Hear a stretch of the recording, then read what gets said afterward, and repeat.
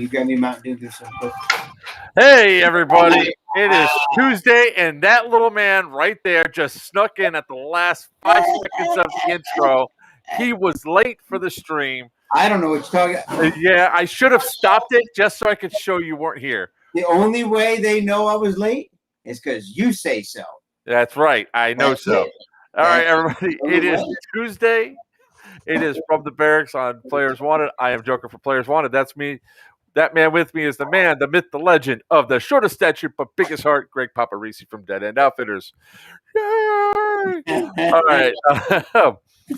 That was extremely funny. I wish I would have started the intros and all that just 5 seconds sooner so I could say I was here all by myself. I don't want to say I was breaking any laws or anything like that, but it is possible that I drove like Joker over the past few minutes. It is definitely a possibility that occurred, and I will say that as a result, I'll never go to Wendy's again. Trying to take care of. Trying to take care of John. I'm like, you want some food? You want some? I'm going out to get mine. I don't eat sushi. I'm like, I get that. What do you want? What do you want? Well, you'll be near Wendy's. I'll take some Wendy's. I'm getting in Wendy's. I'm looking at the line. I'm like, I'm not even going in that line. I'm going inside. I'm smart. I'm going inside. Park the truck. I don't even shut the truck off because I know I'm only going to be 10 seconds. Grab the door. Gunk. Grab the other door. Gunk. I'm like, who still has their dining room closed? What is this about? So I get back in the truck, I back up, I get into the line. I'm sitting in a line, car pulls up behind me, I'm in a line, I'm stuck between him and 6 other cars. 10 minutes goes by, not one car has moved. I'm like, this is dumb, and I'm even dumber for staying here. Out I go. Well, I got my sushi like that. I put the order, picked it up, boom, there it was. So he's now eating Winn-Dixie chicken. Yep. That's a long way to explain. There was a long ass line at Wendy's that I had to get for John Logan. Listen, Malachi, welcome. What's Hello. going on, We're guys? doing How you doing, Malachi? Rob, how you doing? Rob Stillwell, how you doing? Okay. So Will is from Black Ops Bristol. Is going to be a little bit late getting in here. Evidently his phone does not like the program that we use to do the streaming and all that. And you know what? Let's throw some graphics up in the background. Hell, that was the wrong button. Sorry, guys. There we go. Graphics. I've actually found one of the issues I used to have when I would put it in. If it's an Android phone, at least, it opens up in. It actually opens up in the Google, not Google Chrome, but like the Google search browser. And it won't allow the security features. You have to actually choose to open in Chrome, and then you can get it. So if he's still having problems, that might be one of the problems he's having. Maybe, but we'll see. He should be joining us a little bit later on. All right. Whoop. All right, Robert. We'll talk about Pew Pew at Seal later on. But since Will's not here, we're gonna shuffle some stuff up a little bit, and we're gonna talk a little bit about what happened on Thursday. So if you guys were logged in and watching on Thursday because Whiskey forced us to have a stream on Thursday. Nice, Malachi. I would be playing games right now, but I have to do a stream. So I decided I was going to go ahead and I showed some video. So I'm going to let Papa yell at me for a little bit. Yes, and I'm gonna defend myself, and I'm gonna attribute to the fact that I was right, and we'll go on. So, one of the things I dislike about playing at Miami Airsoft in the summertime is the fact it's like a weekend. A lot of times you get really novice players, you got people that overshoot and everything else, and sometimes you get some really big problems that come out. By the way, real quick, when he says really novice players, that would be okay if there was proper instruction given to those novice players. I have to qualify that for you. I will say that I played legally at Miami Airsoft, and the reason why I say that is Miami Airsoft requires pretty much has the players police themselves. It's one of the biggest things that happens at MA is that refs are not on the field to watch the gameplay go and all that. They want the players to pretty much police themselves, and for the most part, they do. For the most part, there's arguments and everything else, but it is an effective way to get things. In a sense, it's an effective way to have things happen on the field, considering how many times a day everybody plays and all that stuff. But we're going to go ahead and jump into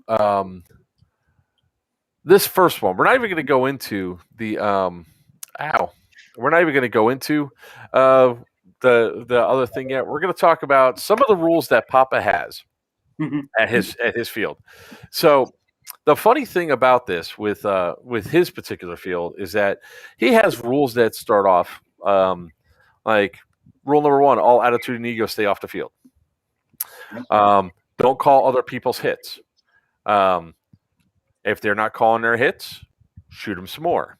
Yep. If they're still not calling their hits, get a buddy to shoot them as well. To shoot them with a better gun and shoot them and take them out. Keep shooting until they put their hand up, and then go get an admin.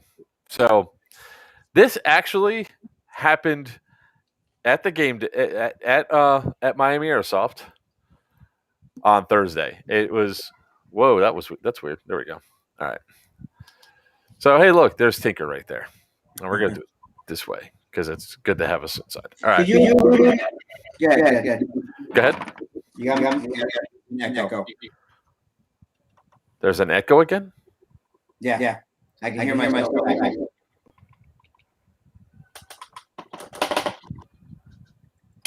You can hear yourself?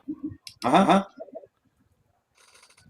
wasn't able to hear before. All right. Well, here we go. All right. So here's the video.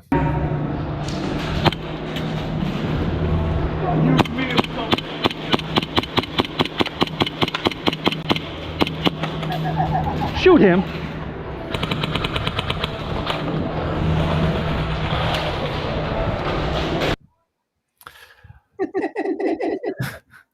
I still got the echo. Nope, now it's gone. That's weird. It's weird that I'm putting the audio on and it's sending it through. That is so. Wait, let me just. Oh, I think I know what the problem is. Here, let's try it this way. Maybe it won't do it again. All right. So I'm going to reshare that screen, share the audio. So what I essentially did there was I shot at this guy quite a bit. There was quite a few rounds that shot at him. Now, this is an unproven high capper for me, so I know my shots were everywhere, but I know I got at least a couple shots in. Like I believe that one hit. I think that one hit. That one off the wall in front of my face. But then I did what you're supposed to do. My gun was not actually teaching this guy a lesson.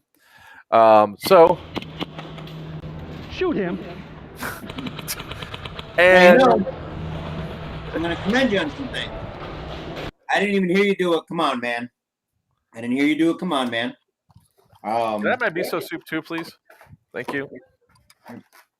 One's for Damien. I did not hear you do it. Come on, man, which was good. Very happy about that. Because I was at that point. This is the first game. This is my first game, and I think it's about halfway through the first game of that day, and it wasn't time for Come On Man yet. It's I heard him behind me. We call them the twins. Mm-hmm. One of the twins. So I was just like, you know what? He's got his rifle. Take care of it. Because I also had limited ammo. So sure. So mag, yep. Yeah, I only had like 2 mags on me because those are 3 mags total, and I didn't want to waste an entire mag dumping on him. She can have it. So that's why I was like, all right. So there was, and this was actually a spicy day for airsoft, to be honest with you. For us, it was there was a lot of stuff that happened. So we're gonna start off a little bit with let's start with Blue Cheater. Blue Cheater, that's the name of the video? That's the name of the video. So I'm gonna share the screen a little bit. Now from time to time I like to show out the target specifically when it goes down there. There's the one. So I call this guy Blue Shirt Cheater. So if you just watch and tell me if you hear an echo this time. Mm-hmm. But yeah, watch what this guy does. I shot him twice in the ass and once in the back, and he's got his gun raised at me. I'm about to light his ass up. Well, what he thought you were doing was alerting him that you were there. Oh yeah, what was that? A magic dodge. Now, I did speed this video up just a little bit because I wanted to get it within the 1 minute frame. So this is 1.1 speed. Yo, no full auto.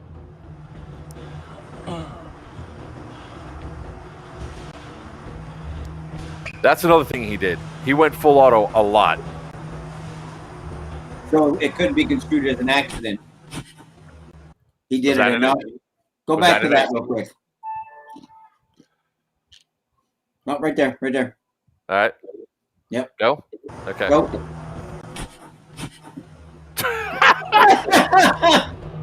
Wait, there's more.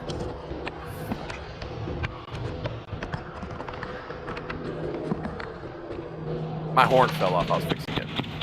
Wow, look at this. Yo, Huh? you're hit. Wait, it gets better.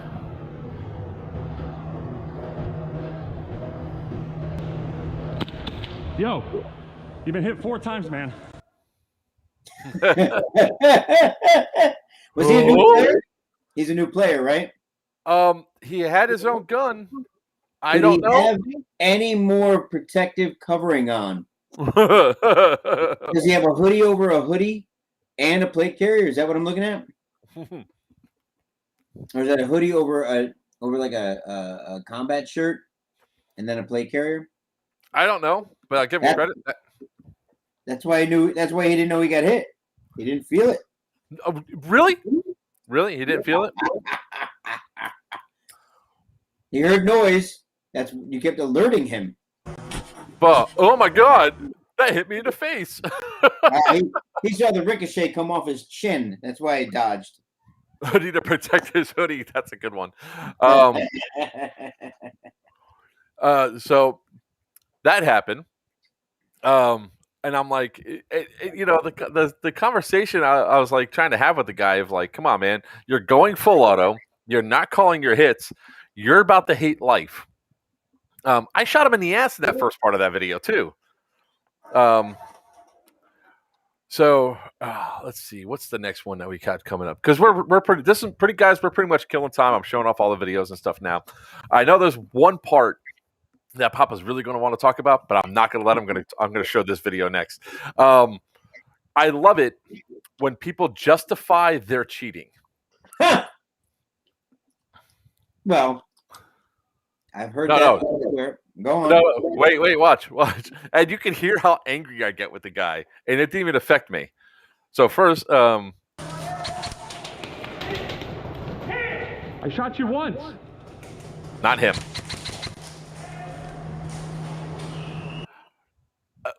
I should probably show another video first. You notice how I shot the guy 4 times, and I usually don't do that? Look at this.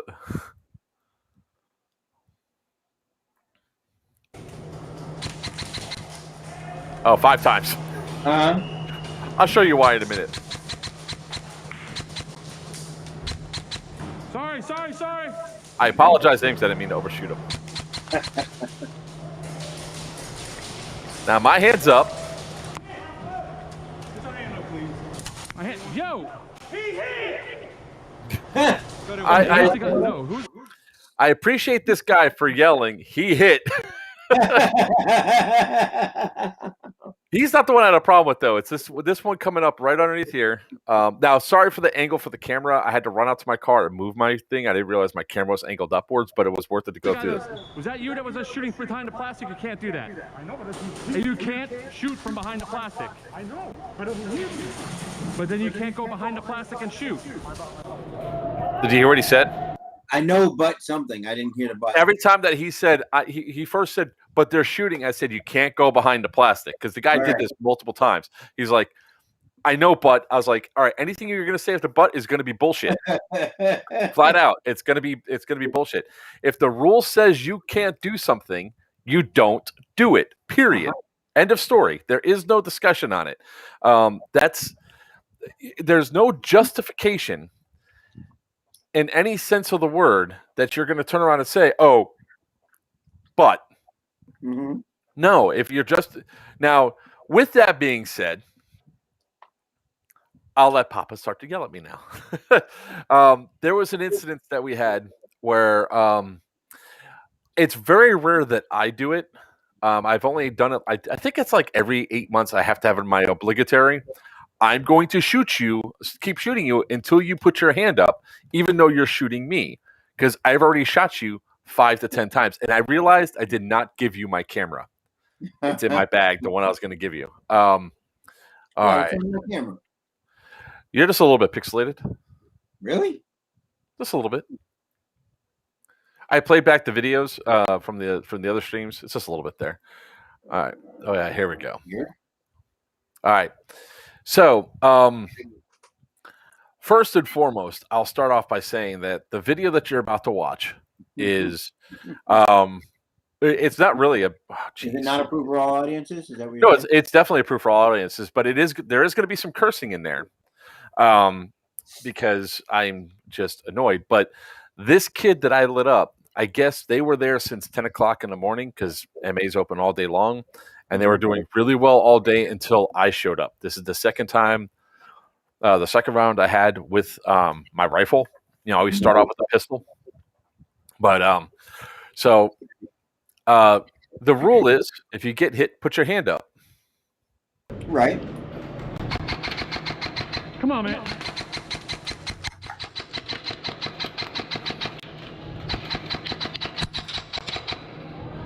You got hit. You're not going to go out the first 5 3 times I times. hit you? I'll keep going until you go out. 3 times I got hit. After, watch.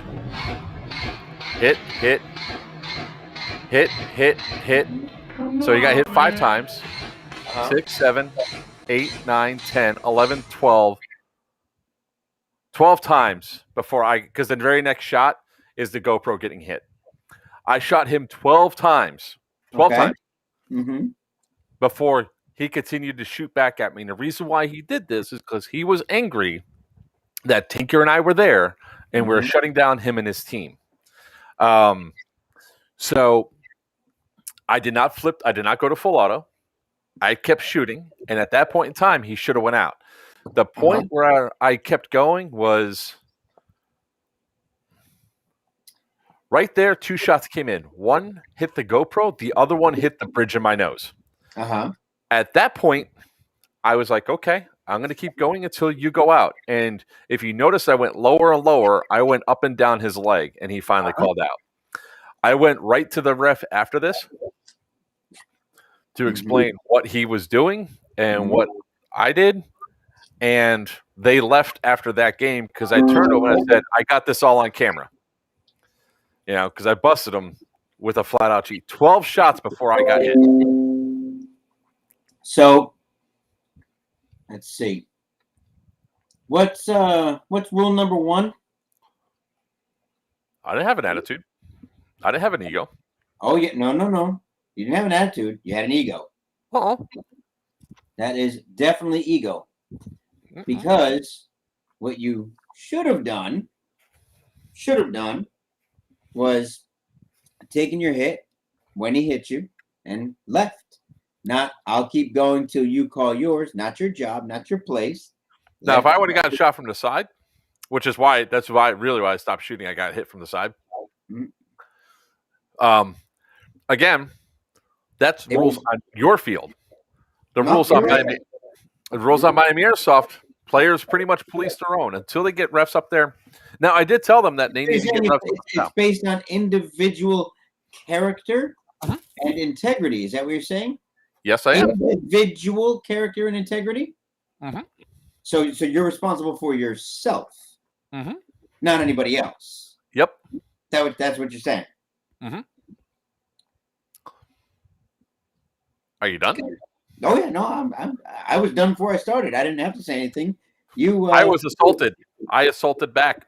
You were assaulted. You say. Yes. Because I was after assaulted. yes, I was assaulted. Hmm. But I know it's not cheating when I do it. It's creative winning. Now, after I got hit in the dome and all that, if I would have turned around and shot at anybody else, I would have been the cheater. But I wasn't cheating. I was teaching the little boy a lesson that I'll take a fucking shot that there it goes. Now, is that a lesson that it's your responsibility to teach? And is it perhaps the lesson he just learned was, oh God, I get to keep shooting as much as I want until I can't take it anymore. Perhaps that's the lesson he learned was. How do you know? He left. That doesn't mean he learned that lesson. He just learned to go put on more gear so he can keep shooting next time. No.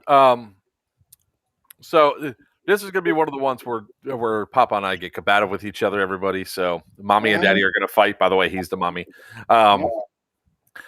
So what it boils down to with doing stuff like this is that this particular crew, by the time we got there, I think that was like the third or fourth game that we were playing. We were with them. They were doing this to other players on the field. They wouldn't call their hits. They wouldn't go anything else. And the problem that comes up is they do have upgraded guns. Look, you can still see the mark on my nose. It did hurt. It shattered a GoPro lens. Mm-hmm. You know, that means they have force and everything else behind it. Mm-hmm. To me, doing stuff like that to players on the field is being a bully. When you're cheating to manipulate yourself and everything else. I don't like bullies. There's no other reason to cheat other than to be a bully, other than to manipulate your standing. And there's no reason to cheat. I'm willing to stand there and take pain to prove I'm not going to go anywhere. I'm not going to tolerate it because going back that's to not what it proves. What it proves is that you can create an exception on the fly because you have justification. Who says I wasn't justified? You're justified. There's no exception.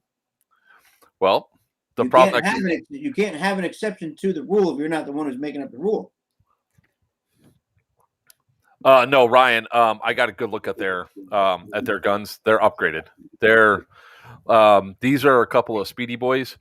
Now before this part, crap Rangoon.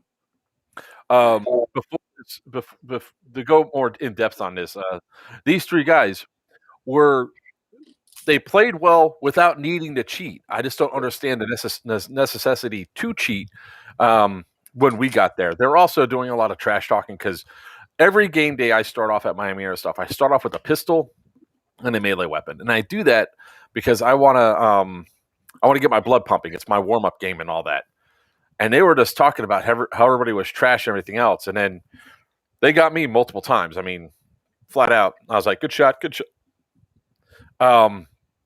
When Tinker and I played against them the very next game after that, that's when stuff like this started. They weren't calling it. It's like the kid was in the tower. I was shooting at him. They were also feathering their trigger. Like if I play the whole video, you could actually hear the ref saying no full auto. I had to go out there. It's like, there's not full autoing. They're feathering the trigger.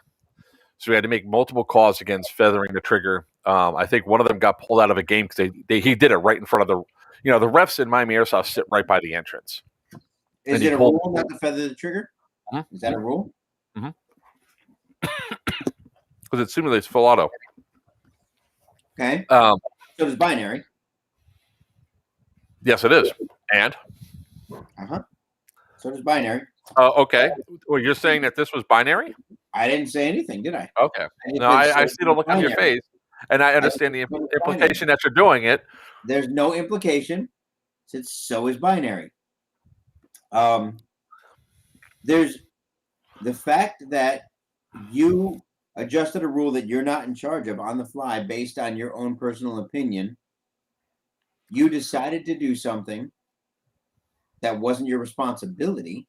Might have been a personal responsibility elsewhere, but on that field, you're not in charge. You should have just called yourself out, and then went and told the ref and tell him enough, and have Tinker tell him, and have everybody else who's a witness to it tell him, so that they can manage their field effectively.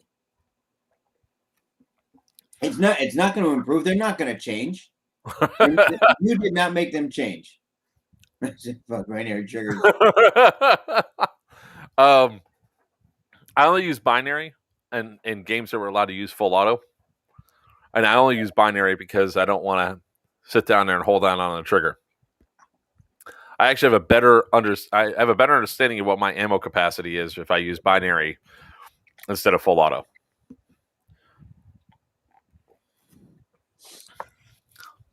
Look, I'm no saint.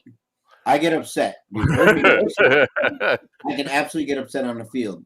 You're the one that puts bounties on people. I let other people do my dirty work for me, though. That's what the bounties are for. I've gotten upset. I got upset when we went to the last event. But two wrongs don't make a right. Being upset does not justify breaking a rule. It's binary, your gender. They don't have a numeric value for my gender.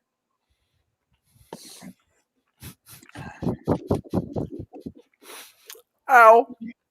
You okay? No, there's rice in my nose. That is your lesson then. Hey, Steve, screw you. I think that serves you right. Oh, Jesus. There was lessons to be learned that day.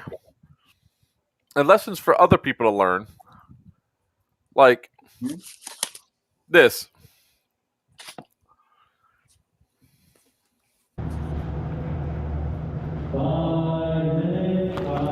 Knife kill.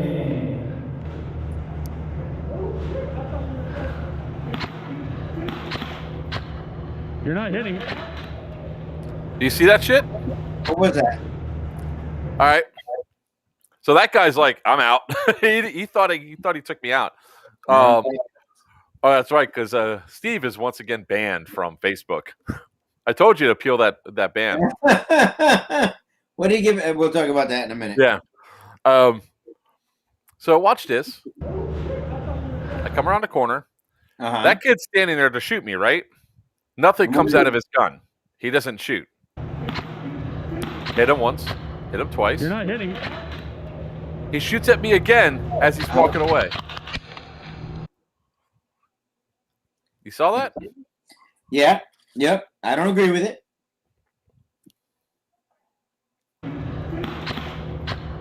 You're not hitting. I shot that guy twice. And then he's the one that shot me in the nose again. So this happened after the other. That was the next game. All right. So I'm gonna go through and I'm gonna find where's my dollar segment. So just like that kid, I told him I bet you $1 I shot you. And he's like, F you and everything else. The players were complaining about him. He was a little douchebag. He learned a lesson that because I flat out was when I was talking to Tinker, I talked in my booming voice. It said, I don't like bullies. And I won't stand for bullies. And I'll take bullies head on. So the previous game, I went head to head with these kids. I didn't care. I mean, you could take me out, but I'm going to be taking you out as well. And I was really effective at doing it once I switched to my rifle. The pistol, they thought, oh, another easy mark. And they were bragging about that stuff, about decimating rentals and all that, and spawn camping rentals and all that shit. So I just don't. I don't like bullies out on the field ever. I get it. I absolutely get it. So let's see here. Oh wait, we got a really good one of Tinker. All right, Tinker failed a Tinker power slide in the most epic of fashions. And again, guys, huh? Ground or car? Oh, it's on the ground. This is going to be great.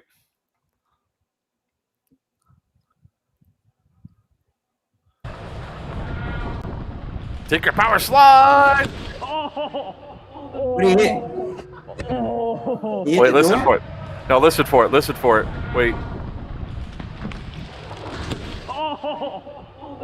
Can't make out what he did.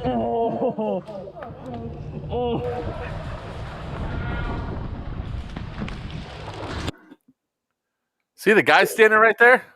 Oh, he got shot.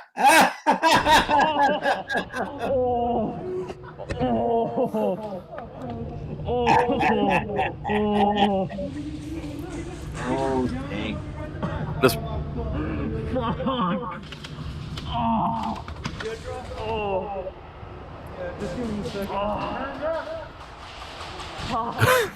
That one hurt. Right in the nuts. I was gonna say, when he catch him in a D-hole? What happened? You got it right in the balls. 1, 2. Okay, we're good. You good, bro? He normally makes that slide 80% of the times. But look at how many guys are over there looking at him like, "Are you okay, bro? I am so sorry." Well, what's you're saying there? Play stupid games. Play stupid games, win stupid prizes. He won. Oh, he won all right. We won a grand prize. All right, so we're gonna talk about is this it? All right, so do giveaways. we'll be doing giveaways as soon as we hit 500,000 subs on TikTok, which is coming up soon. Last I checked, we're at almost 500,000. So we will be doing some giveaways here pretty soon when we start hitting big benchmarks. And then TikTok right now, we are... Stop it. Let's see. Stop it. I actually give away airsoft rifles that are valued at $400 or more for $400 or more. I thought you were going to talk about the bug, the bug in your online cart. All right, so here's the first section of Where's My Dollar, right? As we're going to call it Dollar Theater now. All right, so when we were playing, there were two newer players. They both were wearing red pants, this particular plate carrier, and all that. And I was a little bit at Miami Airsoft. You shoot until the hand goes up. All right. Now, typically, what I normally do is I take 2 shots. If they don't put their hands up, I'll put another 2 into them. If they don't say hit or anything else. So usually, how I do on the fairness level. Rarely do you get hit more than 3 times by me. However, if you guys are going to notice, let me share the screen. You all right? Oh, is that bad? That was more than lemon zest. That was lemon rind. Oh, that was terrible. So if you notice, the lens is still cracked. I did not realize that my my GoPro actually got shot out. So this was just after me taking out the kid in the tower. And we're gonna go ahead and count the shots. So I shot her. I went out to apologize after because I said, "Hey, you spun at me, and you." Well, let's play the video, right? Come on, dude, stop shooting. Okay, so the claim was that she said she put her hand up. All right, and that I shot her 10 times. Well, that one missed. Plate carrier, 3, 4, 5, 6. Now, the only reason why I kept going... 7. That gun, no. There was 3 in the front, or 3 at the beginning before she turned around, and 3 in the chest. The first one I shot actually went past and hit the car. Okay. Trust me, I zoomed in and I looked. You fired 7 times, you hit 6. I hit 6 because the only reason why I fired again on the 3 shots was because if you notice, he's turning around or she's turning around. That gun is still pointed at me. It does not look like it's been raised up in the air. The gun's now pointed at me.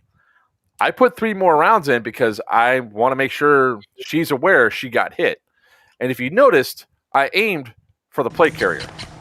Come on, dude. Stop. And all 3 shots hit the plate carrier. So I aimed for a hard target. So I only no point did you put her hand up, though. I don't see. No. Turned around and walked away. Instead, she mouthed off a little bit. You know, you don't really hear it too well on the camera because of all the other noise, and she's behind a dye mask. But it's like, Shooting. you know, miss 1, 2, 3. 1, 2, 3. The only thing that hit her was 2 arm shots. She's claiming I shot up. Now, I'm pretty sure the gentleman standing right there, that gentleman right there, who, as everybody know, is Tinker, might have put another plug or 2 in the back of her head. Like when she first peeked out, because that was our job was to be there. But again, it goes down the line. I call everybody dude. Dude is a non-gender non-gender. Okay. It's gender neutral. That's the word I'm trying to say, or phrase I'm trying to say is gender neutral. So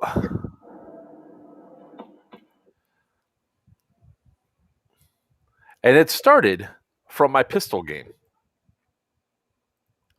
Okay. So if you're too concerned about getting hit when you're playing airsoft, don't play airsoft, because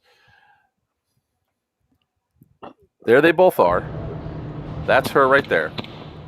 I shot her once, and I got her again by accident because I was aiming for whoever the person was with her behind her. Now, that one shot went in and hit her in the face. Whatever, it's 2 shots, but his hand didn't go up right away either. I was making sure they called their hits.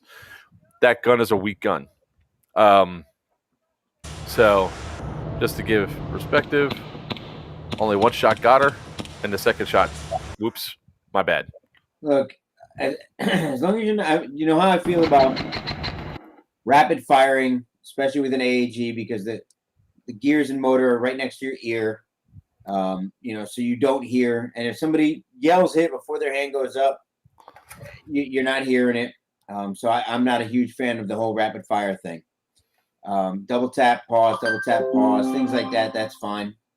But you know, from the other side, it is airsoft.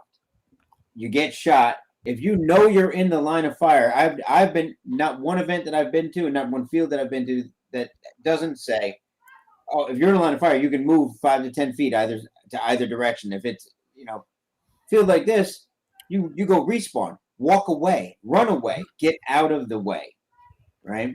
If you happen to catch a second one, you catch a second one.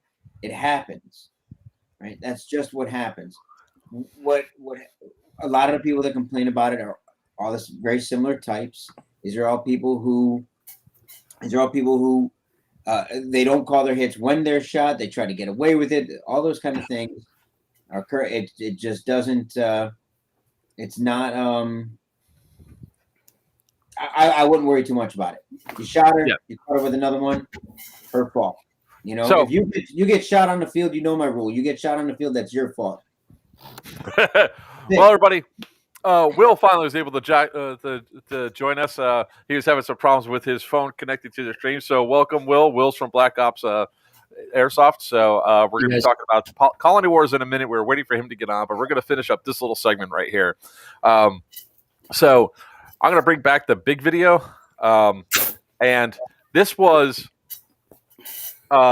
the game right after where I shot her those several times. And I'm not sure which one it is. I'll find out in a second when we play through. But watch this nonsense.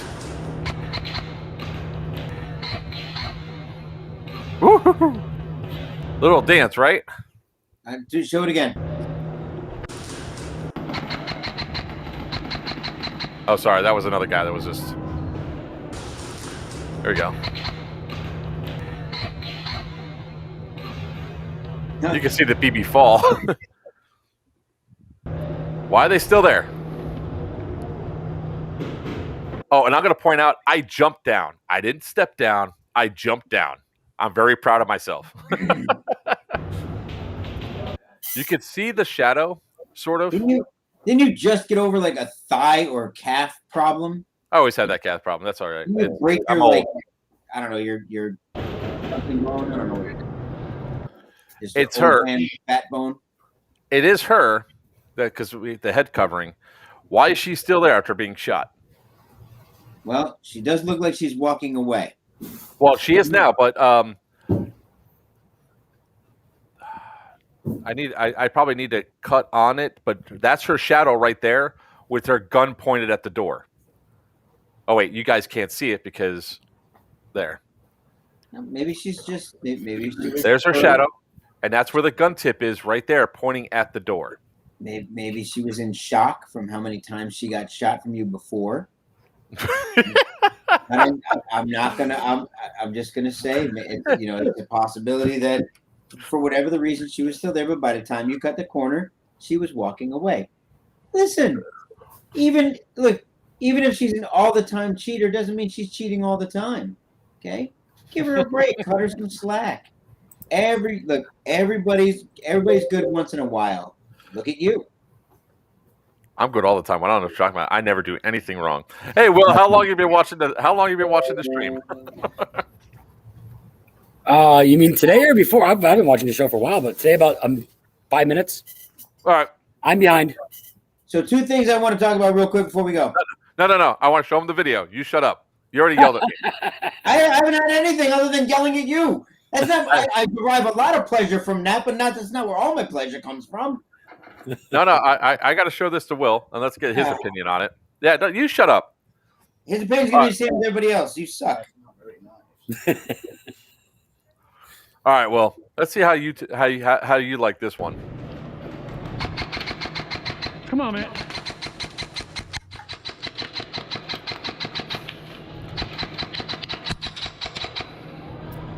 You're not going to go out the first 5 times I hit you? I'll keep going until you go out.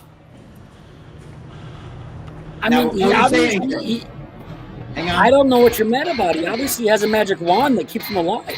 I mean, hang on.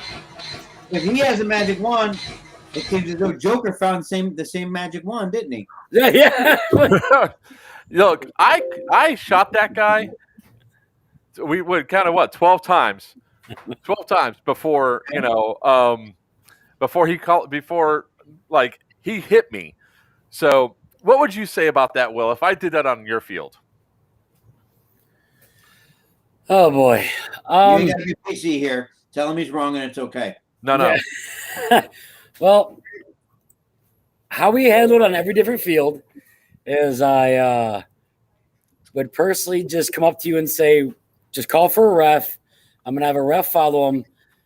But I have let my regulars, to be honest, I'm going to sound like a jackass, get away with stuff like that because they've been playing for 5 or 7 years and you got some rental out there, some guy that we've constantly known to be cheating.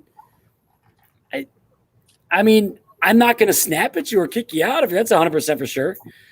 I'm like, that was a little necessary. Next time, just call a ref. But at the same time, I don't know, man. If you show me the footage, I'm probably going to tell the guy to go home for a day. My field is probably I'm not going to sit here and boast anything, but I kick out an average of 2 guys a day. I don't even give a fuck. I mean, I'll kick people out, make a big scene about it, embarrass the guy so everyone else sees it. I mean, if anybody knows anything about Black Ops, is that I have a lot of people that played other fields that hate me because I banned them for like 6 months or 1 month.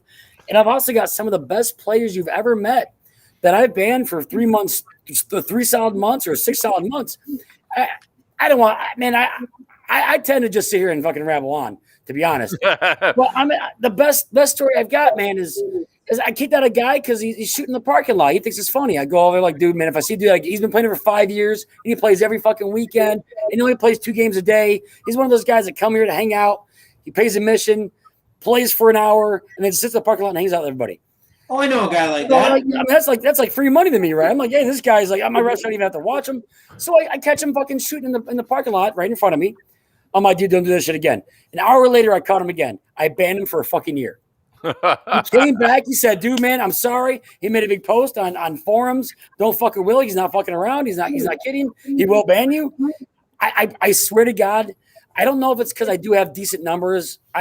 We're getting about 150 to 180 guys every Saturday, every Sunday.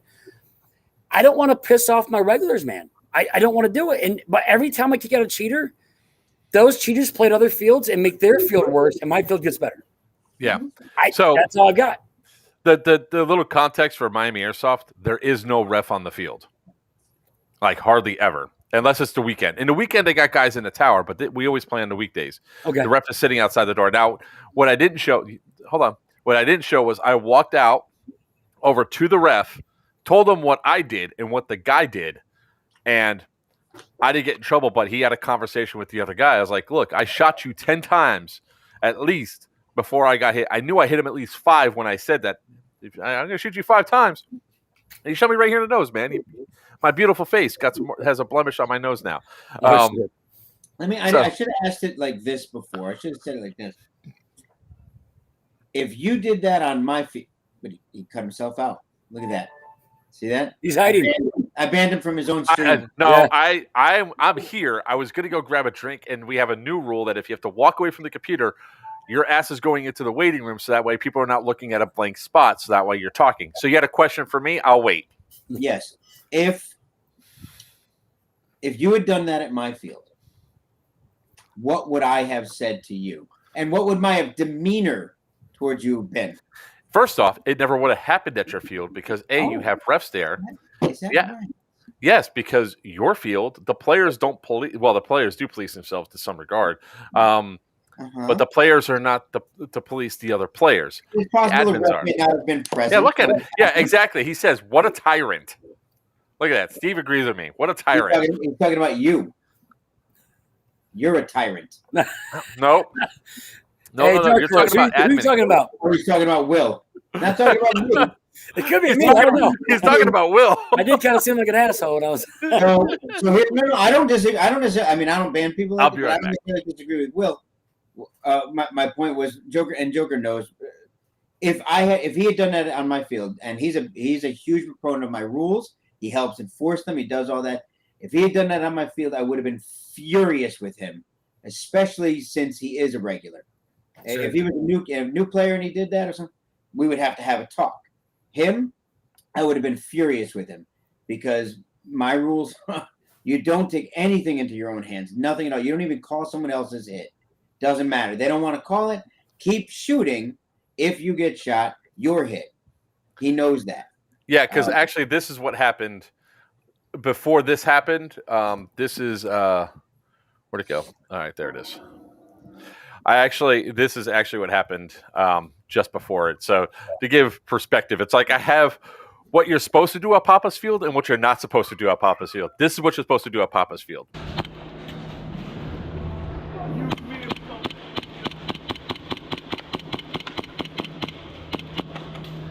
Shoot him. That's exactly right. That is a perfect example of how to handle someone who's not calling their hits. Yes. Shoot them, and if you need to, get someone who shoots better, harder, faster than you, and get them to shoot also. And then if they're still not, before you get frustrated, before you get pissed off, before you take it in your own hands, call a ref. Get an admin, have them come over, call it clean. And if they're not clean, let the admin use an admin gun to shoot them. Hey, Laz, what's going on? All right. So going through that, it was like a perfect way while we waited for Will. We got through most of that stuff there. I got some other funny videos to share later on. Go ahead. Two things I wanted to share real quick. And both Will can, I'm sure, appreciate some. My first one is you referenced it before. I had we were just about done with the website. We're almost there. We're almost done. And we got an amazing order that came through. Truly fantastic. I mean, I was honored that someone would enjoy my custom gun so much as to order a total of 17 of them. He placed an order for 17 custom guns. The Vidi, the Vici, the Veritas, all of them. Ordered all of them. All for the low price of $1. Yeah, $15,000 worth of guns, because there was $0 amounts on all of them except for one, and one of them was listed at $1 because we were still editing the website. And not only did he place the order and pay the $1, he paid the $1. A few days later, had the gall to send me a message and say, "Hey, I never got my confirmation email on my order. Can you please tell me what's going on with that?" Rather than me just find lost words, we just went ahead and refunded him his $1 and called it a canceled transaction. But I told a couple people this. I had the greatest thing happen. Not this past Saturday, which was probably the greatest, actually. The Saturday before, we went and played a Black Tiger Airsoft, and 3/4 of the way through the day, I got my first fan. This was the most amazing thing. I've never had something like this happen before ever in my life. We're getting ready to switch sides. Game ends. We're switching sides. I'm leaving one spawn on my way to another spawn. And here comes this guy. It looked like he might have been about 16 or 17, something like that. I'm sure he's watching the stream right now. So if he is, please chime in. It was amazing. It made my week. It actually lessened my stress. I'm running past and I hear, "Papa!" I turn around real quick and go, he points at me and he's like, "Man, I love you. I've seen all your videos. I watch you guys all the time. It's amazing. I can't wait to have my gun done, upgraded by you guys. I'm so looking forward." And I'm in absolute awe that anybody is speaking. I'm like, I've been married twice and I have a fiance. None of them have spoken to me like that before. It's amazing to me. I was like, oh my God. So, I had that happen to me for the first time. The first time it happened to me was at Battalion. This woman got in trouble for the going gorilla there with somebody else. They got into a full auto match. She was getting kicked off the field. Huh? With somebody else, was it? No, that wasn't me that time. I didn't go full auto. I think I have part of it on video, but they went full auto at each other. And both parties got kicked off the field. And as she's talking with the admin, she goes, "Oh my God, you're Joker!" And I was like, "Hi." She goes, "Oh, I gotta see." And then the admin's like, she goes, the admin goes, the guy that was running the place, he goes, "You're kicked out." She goes, Yeah, no, I know, go away. Oh, first time it ever happened to me was when somebody else was getting in trouble. It felt like great. Well, you weren't the one getting in trouble. That's a better. Hey, look. If I don't get yelled at least once on every field I've been to, then I'm doing something wrong. Speaking of which, let's go into now why Will's here, and we're here to talk about Colony Wars, which is coming up August 20th through the 22nd. It's a 30-hour long thing. 29. 29 hours. 29 hours long. I didn't want to scare anybody with a 30. It's too much. It's a well. Will, why don't you explain the game a lot more so I don't butcher anything or get anything wrong? I'm going to butcher it myself. All right. So 29 hours straight. We're going to have vendors here Friday, Saturday, whatever. Saturday, game starts at 11 o'clock. There is no 3, 2, 1, go. Whatever. So 11 a.m., all of our commanders will set an alarm, and at 11 o'clock, we all just start doing our stuff. It's a lot of shenanigans. This is not a milsim. If you want a milsim game, do not come to this one. Obviously, everyone can have their radios. I mean, I have open play Saturdays where I do like a Wilsim every Saturday. I get about 180 guys for that game. I've had like 280 some days for the Wilsim. We are so strict on camo. I mean, if you don't even come, if you come wearing, I think we're worse than even how AMS does it. I mean, if you come here wearing all green and a tan vest, I still put the green tape on your vest. If you come wearing all full green, all full tan, you have to wear the tape. If you come in wearing blue jeans, whatever, I don't even let you play. Like, you have to come in the store and buy some scrubs. I sell nurse scrubs in here. So you get $15. If you don't come wearing the right stuff, you can't go to Walmart and buy the $10 shirt, whatever. And so you're going to buy it here. So Colony Wars is not like that. Colony Wars, you can have tan camo, blue jeans, whatever, no matter what we're taping your arm. I'm trying to get everyone in airsoft. I got a lot of new people coming. People I haven't played in 10 years. They read this, they're like, holy crap, I want to come. The experience of this is 4 teams. We were going to try to do 5, but I'm not going to have time to build the 5th colony. And plus, nobody bought tickets because I guess nobody wanted to be in the middle of 4 other counties, which makes sense. The counties sounds like my kind of colony. Yeah. Well, but two of my house teams wanted to run it, but nobody bought a ticket for it. So I'm like, I'm sorry, guys, I'm not doing this. It's just no matter how good you guys think you are, you're not beating the 15 of you aren't going to beat the 140 over here and the 160 over here. And so the counties are actually challenge accepted with challenge. The counties we set up with a certain amount of people because I know my field pretty well. I know I'm going to have like Green County is only going to have 120. It's going to be the one that my house team or my team is actually going to run. We're nobody special. We don't travel anywhere. All I do ever do is build here. So I never have time to go anywhere else. So I'm going to have 120 at one county. I'm going to have 160 at one. I've got another one. It's like Gold County. They're going to be in the city only, like the main city. County Wars does have 2 cities with random buildings out throughout the field and on 100 acres or about 90 acres of woods. So it's going to be shenanigan games. There's 3 FOBs, or what we have now is FOBs. We're going to be calling them drop zones for the for County Wars.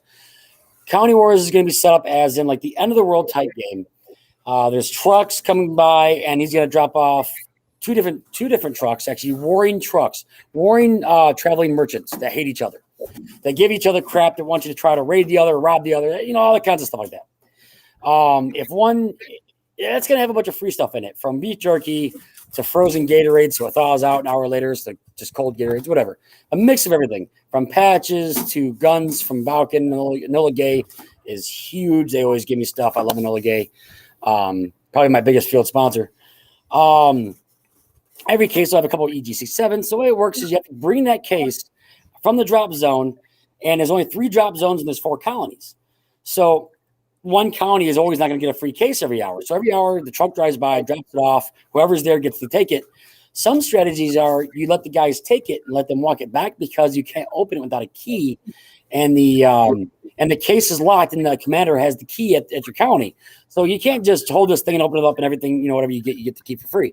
You have to carry this case back to your county, which gives the other teams a chance to go ahead and either steal that crate as you're walking it back to your county because you don't have enough guys transporting it, or you have a bunch of guys transporting the case. Now the other team can go and hold the FOBs, the job zones. I've been working like 12 hours a day, guys. I'm fucking If I start rambling, you got to stop me. What Tweenie always does from Cobra Airsoft, he just starts screaming rutabaga. Rutabaga, stop. Well, first off, we got on Walmart. All right, so I'm going to pause you for 1 second because there's a lot of information that you went through, and we're going to pause you for a second because even since someone say challenge, it looks like you might actually be able to fill that 5th colony with about 30 or so diehards that are. It would not be the first time I was up against insurmountable odds. Yeah. I mean, if there was enough interest and people wanted to jump in and do it, I would 100% reopen that pink colony. Problem is, man, after 5 weeks of tickets, I am talking fast. I've had a couple monsters to keep myself. Yeah. I mean, if people were interested, I would try to go and open it back up again. It would be a smaller colony.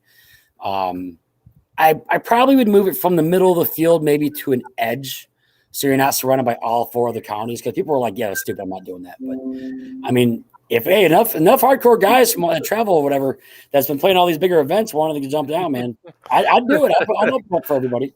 Hey, Christian, if you're watching, man, time to bring the Sunshine Band. We did that for Wasteland. The Wasteland games down here where it's a Fallout themed game, and we are the Sunshine Band. We are roaming merchants. And with our roaming merchants, Papa here was the guy that I had to protect. And they have super mutants and everything else. And there's several times where I'm like, we need to move now. Because it was limited ammo and everything else. And I was getting pissed off that we're exposed out in the open. And they're still haggling with freaking mutants coming our way. I was like, we need to go. We need to go now. So it sounds like a lot of fun. Now, if I remember correctly, you're telling me that there are places that people are going to be camping on the field. Yeah. That's actually what I'm still been working on. A lot more work than I realized. every area is going to have so many test spots, and I've actually got bunk beds set up for everybody.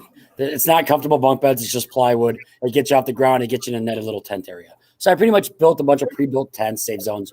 Already, they got about a half an hour of safe zone at every colony, with an extra layer of protection as well around. Because airsoft nets, they don't really actually stop BBs if you're shooting at it close. But anybody that's gonna be shooting into the colony won't be shooting. First of all, you can't shoot into the colony. The way is set up is, first let me explain.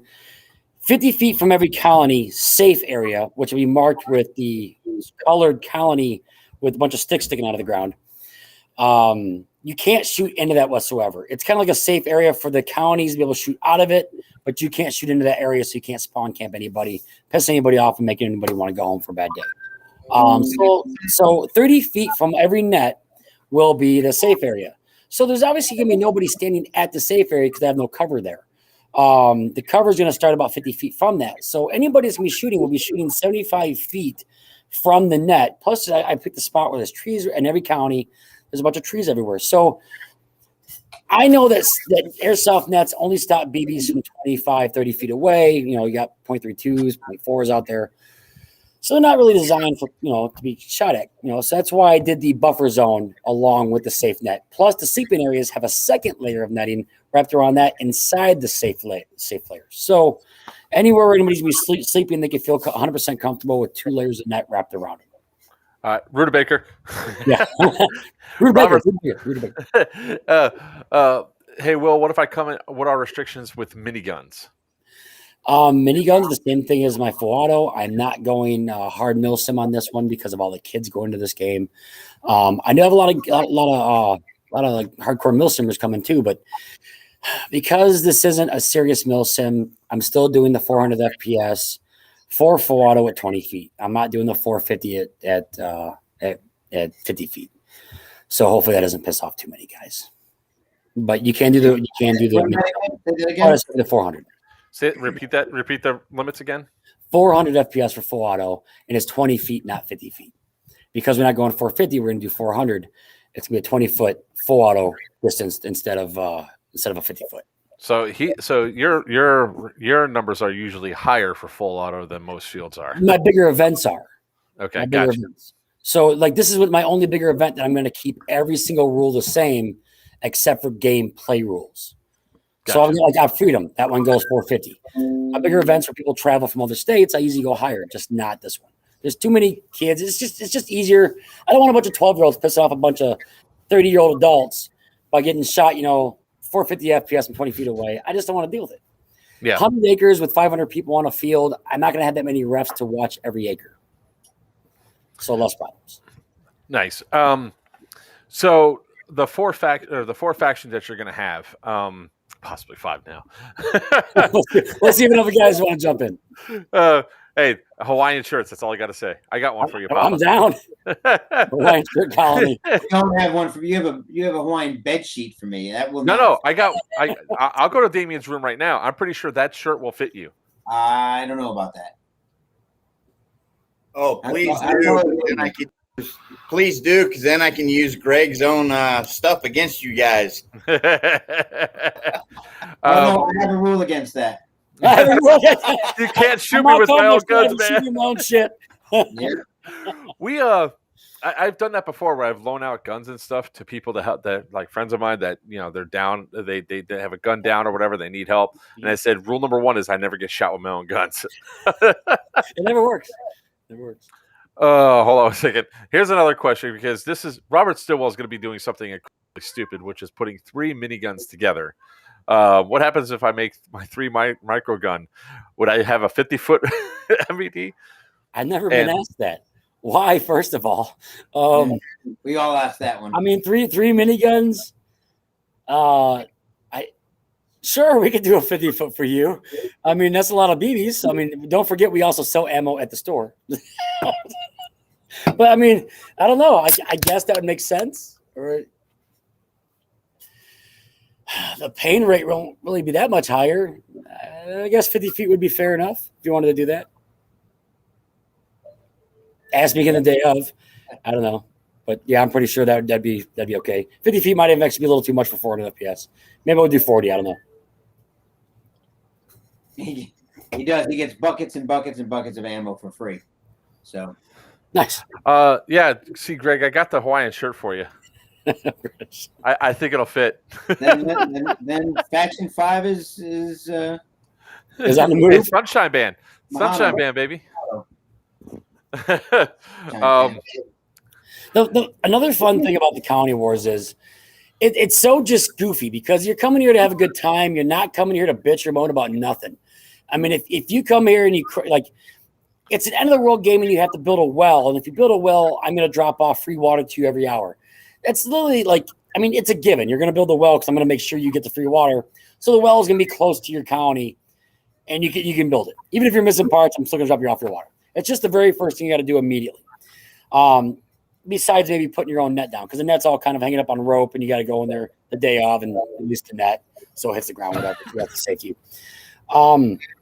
It'll be things like you have an apple tree and you have to go through. I got a bunch of fake apples I bought, whatever, Hobby Town or Hobby Lobby, whatever. And I got the apples hanging. Well, there might be pineapples hanging. I might have pineapple trees. I might have strawberry trees. Like strawberries don't grow on trees. Well, they do today at Black Ops. So it's just like fun shenanigans to kind of giggle about. I don't want to give out too many objectives. I don't want to ruin stuff for everybody, but it's just a lot of fun stuff. Like there might be like a candy bar tree. Sorry. It's not. Yo. All right, it's all the silly stuff I've ever done. I throw it all in one giant game. Where's the beer and sushi tree? That's all I can't do that. you gotta stick that in with the cooler. Oh look, whiskey finally came around. What do you mean whelp whiskey? Whelp. Look at that. Just he comes in there and just puts whelp. Yeah. It's this one does sound like a lot of fun. We're gonna be coming up there. Papa was like, "We're going." I was like, "Yes." Geez, these kids, but they're yelling and they're screaming and no idea where they get that from. Oh, congratulations on your field. Oh, I've had the field. Well, we have a new field. Right. He's gone through three fields in 3 months. Yeah, I've gone through 3 fields in 12 years. Yeah, we had the other one for the longest. I ran it for 3, and then we just got rid of that one and moved to another one. The field that we acquired had been abandoned. The land had, hadn't done anything with it. It was actually originally supposed to be a 15-older nudist colony. Fantastic. And it was abandoned. It was empty for like 10, 12 years. Nothing. Finally got the rights to use it. We played on it before using it, played one game, and the owner was like, "Oh, by the way, we sold it." I'm like, what the dude? Like that. So he did, as a consolation prize, he gave us land that was 3 times the size. So we now have 55 acres, which currently is quartered off at about 27 acres. So we got that. But the store just opened. Thank you for that segue. This past Saturday. Joker wants to put that on the tail end of this. Yeah. Darn. Oh, dude, I got there's so much stuff happened at that grand opening. I got shot with a shotgun round. I only got legitimately dunked twice. We dunked the hell out of Papa though. That was some funny crap. Oh no, that was John. I dunked a couple times. I didn't even get a chance to throw one at you. No, I said I got to dunk Papa because I did. No, I didn't get to dunk you because I was too busy inside. I know. He was. Hey, I was doing my work too, man. People paid to throw some balls at me. Any chance to mess with Joker? Sure. And then all of a sudden, here comes Bulldog with his tag-in launcher. The good one, the one that has the CO2 card, the $700 one. And I'm standing there like this, going, "This is a bad idea. This is a bad idea." But at least I had eye pro on. My sunglasses are at least rated. So I'm really looking forward to this. And by the way, while I was inside, this was going on outside. I had already turned down shooting galleries and things of the sort because I didn't want to cause panic in the neighborhood. And so this happens, and I find out it was abruptly halted. Let's put it that way. Yeah, they're firing in the parking lot. They're firing tag-in launchers. So I asked, "Greg's okay with this?" And they said, "Yeah, don't worry about it." I was like, "Okay." Mm-hmm. My butt was sitting on top of the dunk tank. That's all I know. I didn't encourage any of this. I just agreed to get shot at. Yeah. And then all of a sudden it's like they go, Papa said no. I was like, thank God. So Colony Wars sounds like it's a fun idea. So where does everybody go to get tickets for Colony Wars? Go to my website, pre-purchase tickets under pre-sale events. What's the website? www.blackops-airsoft.com. There you go. Forgot. I never go to it. Why do I need to go to it? Airsoft. Now remember, Black Ops Airsoft. blackops-airsoft.com. Yeah. Easiest way to do it, man. Black Ops Airsoft, Bristol, Wisconsin. Comes right up. Yep. And then here we go. We got the events coming up.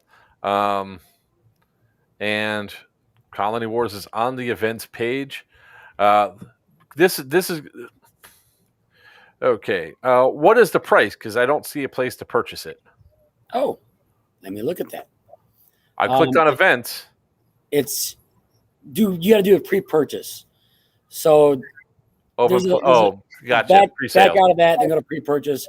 Right now it's $82.50. The price was supposed to go up. I am going to do sorry, let me start over. The last week I'm going to stop selling tickets online, and then you can only buy tickets here.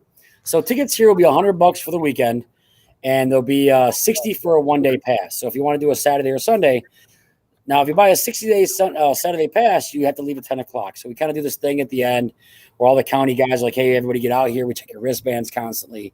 If you only pay for the half, the half for the weekend, at 10 p.m. you go home. So we're going to do a 60-day day up if the tickets don't sell out. We're actually doing pretty good on tickets. So I know everybody always waits till the last minute. And it happens every time I do an event. Hell, Freedom, I think we had 100 tickets sold. And then like the last 2 weeks, we sold 300. People just wait till last minute. I don't get it. Because me generally, I actually like raise the price every like 2 weeks. So it went from like 82 to 82.50. And the only reason it's not 85 right now is because I haven't changed it yet because I've been working trying to build these colonies. All right, time for me to mess with Robert Stillwell for a second. Mark Stearns, do you want to pull it up and show everyone? Never mind. I thought he's the website. I thought he was talking about him coming up with me. I was going to be like, I don't know. Are you still infectious? Did you get your vaccine yet? With the vaccine. Well, he is poor Robert. He's suffering the effects of COVID right now. So let's see. We don't need to share audio because there's no audio on this. There we go. Here. So these are the different bases, I guess you have, right? The blue is up here in the corner. So I love how you just have the icons there and all that. What you really need to do is you need to have, instead of having a bed there, you need to have like one of the operators is laying down on the side in the sexy pose, with the plate carrier and boots on. Next year. Plenty of images of Braxton doing that, so I'm sure. I know, right? Braxton will be all over that. All right, so gold is up here in the upper corner, right? They're going to be defending the main city. Okay, so because I'm just seeing wherever their thing is. Is it up in that corner up there? Right. Okay. All right. And green's over here. Pink. You still got 5 colonies up there. Which one was the center one? Well, there's no tickets available on pink right now. Oh, pink. That's even more perfect. Yeah, right in the middle. It was people were like, "No, I'm not doing this." All right, so I'm just busting Robert's chops a little bit. It's fun.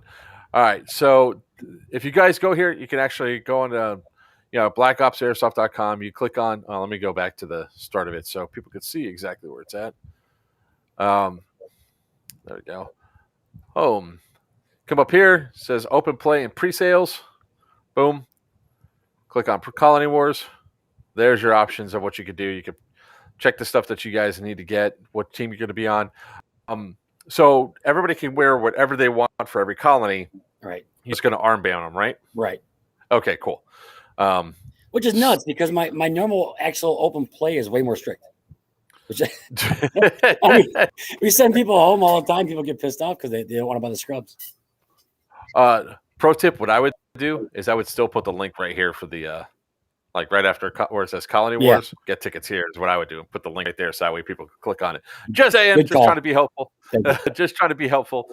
If you guys haven't been out to any given time, tell him to mind his damn business, by the way. You know how to run. You know what you're doing. Yeah, somewhat. Shut up, Greg. He talked about it. That's good. I'll pull up some video here in a second for where we're at for we were there for the third annual Veterans for Airsoft charity game. This field is large. I mean, it's massive, and I enjoyed it. I enjoyed the time out there. I enjoyed the player base out there. When we were needing admins, there was never a lack of admins out there, which I always thought was good when we were going around. I can't take credit. That was all Freddie for that one. Oh, well. That was all Freddie. He wanted to use all of his own guys, so he didn't actually. Shut up. Yeah. I mean, there was that one guy I had out there. I didn't get. Hey, look, I didn't get in trouble at all at that event. That's all I got to say. That's because we didn't catch you. Shut up.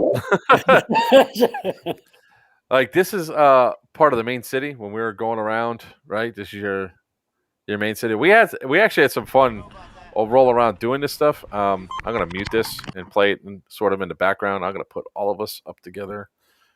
Now the main city is 10 acres by itself. If you add the trenches, it's 12. We're actually adding on to that city, which we've already added on more to it. So it's almost 15 acres just for the main city now, which I love because I love city play. I'm going to be jumping around as we talk about this.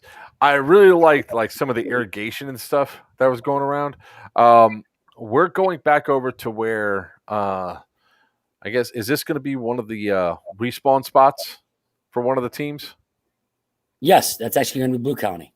Blue Colony. So this is Blue Colony spawn. That's Tweenie Cobra Airsoft Legion. Gotcha. And look at all the stuff that was just inside of his Humvee. That was great. Let's see if I can zoom in. We actually, all right, I'm going to pause it there. So you guys can sort of see the bunks from here. I would imagine that if they have the ability to do so, that they can bring. Actually, I don't see any bunks in this video.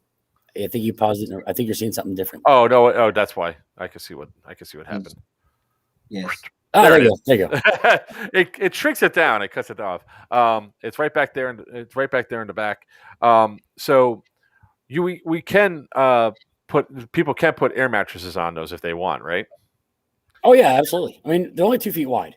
The bunks are 2 feet wide. There's about 35, 38 bunks at each county, and then you obviously don't see what I actually have set up right now because that's just a while ago. Every county, like I said, has a giant net around it, about a half acre worth of netting around it as well. Do you have anything from the U.S. base at all? Because that probably showed. Let me see. Because they were actually camping out there for that event, so I built them a. Yes, because I think we went out there. So this was like just giving you guys an idea of space. Hey, what's up, Freddie?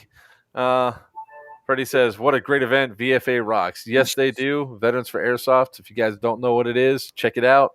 They're great. This was over here by the power things. You had all this stuff out here. There's way more now. It looks like you were setting up a pretty decent field out here. Now, if you pause it right there, at the far end of that, by the other power line right there, from across from it, that's where Greene County is going to be. All the way out here? All the way out there in the farthest corner. Wow. And you don't have... And that's about 3,000 feet. Like, this picture really doesn't show really that well of how far that is, but 3,000. It's about 3,000 feet away, so... I mean, we were driving. I mean, look, we're driving for a while. Yeah. I was getting bounced around all over the place. Braxton's like, "Are we supposed to stay on these roads?" I was like, "I don't know. You have a Humvee. You can go wherever you want." Yeah. So for this one, I would definitely say that, you're not going to have any vehicles for this event for people to use. There are vehicles. This is like 5 years into the end of the world already. So there's vehicles there, but you have to get them from the merchants. So if you're getting your ass kicked. We are going to be reworking this event for next year to where there 100%, no matter what, will be a fifth colony. And there's actually a 3-year storyline to this game. So if you come to this year, this is actually like a 3-year event for me, like at least how I'm setting it up. So there's a twist at the end. You guys are pretty much all being screwed over at the end, yada, yada. Hey, don't spoil it. I know I won't do anything, but it's good times. good storyline. So there can be vehicles used if you're getting your ass kicked and you're like, hey, I want to do this. Well, this is what's going to happen. A merchant's going to come over and say, hey, I want this objective done. Look, I want this done. This county, Gold County bastards over here stole something from me and I want it back. You go over there, you can't get to it. You don't want to, even your commander might be like, you know what, I'm not gonna waste my time. Let's wait till we get 3 objectives. And then both objectives, all 3 objectives with 500 points, but we might have to spend 500 of our points or chits, whatever, our credits to rent 3 vehicles for an hour to be able to utilize these things with ref drivers. So then you might want to spend the 500 to do the 3 objectives. You don't want to do it to do 1 objective because you're wasting your credits. So you're going to utilize it. That way you can see every player is going to see every part of the field no matter what. It just might take you 5 hours to get there because you're going to be doing other stuff. When Greene County has to go all the way to the main city, well, we're going to drop you off with some trucks, but the commander is going to rent the vehicles from the merchants, and they're going to be able to transport you to the location. All right. Now this is let me just put this back out to this perspective here. So this is was the entrance to where their base was, right? That base right there. That's the middle of it, yes. Okay. Because I think we got as we went around, I believe. Yeah, we'll get over there. Perfect. That exact spot you're looking at right now does not look like that anymore. They're all buildings. I've been building. Oh, perfect. That's the colony. Yeah. And then you have the entrance, but that's about 200 feet long, maybe. Yeah, we were there for a hot minute. There's no one there. Was that before the game started? No, that was it. No, that was that. We were hunting people down. They abandoned the base. So like, screw this. The Humvee's coming. Oh yeah, we were. Whoa, what was that? That was my ass. Look, I totally forgot that I had video, and I should have been able to pull up I should have all the video ready, so I could have gone over some quick clips and all that. Because I know we were back out there. There's the base. I think this is when we took the kid out. Cobra. Yeah. Yep. That's Blue County. Yeah, we definitely took. That was definitely when we took the kid out of there. But there was one part where we put out a fire. We stopped the fire from happening out on your field. Thank you. And it was right here actually. This is. I'm actually gonna turn the volume on for this one. I think I shared it with. Let me just try again. Share audio. There we go. This was actually a pretty good maneuver by Brax. Well, you'll see.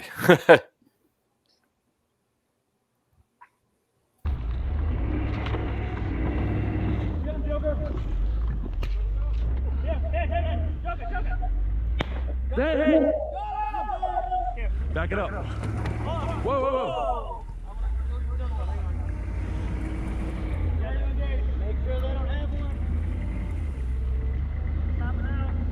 Go.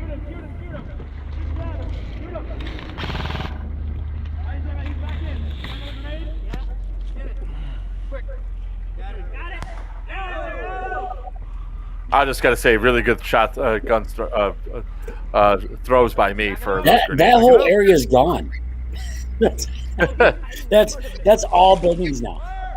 We built buildings from that side of the woods to the other side of the woods, and it actually touches the other county where the VFA were. Holy cow! It's all buildings now. We added about 8 acres of buildings in that spot. Incoming water. What's the fire? That's it. That's those UG67s. That's a small fire. Come on, that's a rookie fire. Hey, we stopped it from getting big. Okay, we are firefighters. We saved your field, man. If it wasn't for us, it'll be gone. Man, 3 weeks ago, I got scared to death. I just cut down all this tall grass. First time we mowed it probably all year because we started building buildings there. And this stuff is like, you got 1 foot to 2 foot long, hay at this point. So when he pops something off, I don't even know what it was. And dude, man, that fire spread so freaking fast. It was at least, it was like 30 feet by 30 feet within like 20 seconds. We're like, oh fuck, my field's gone. I got like 30 guys over trying to stomp it out, and we weren't even like, it was so big we couldn't even stomp it out. So luckily we were building buildings in that spot. So we're throwing plywood on it to try to smother the fire with plywood. And it took like 8 sheets of plywood to put it out. I got a little scared. So then I bought a bunch of fire extinguishers. So I'll be hanging those up around all the buildings now. Yeah, go ahead, Papa.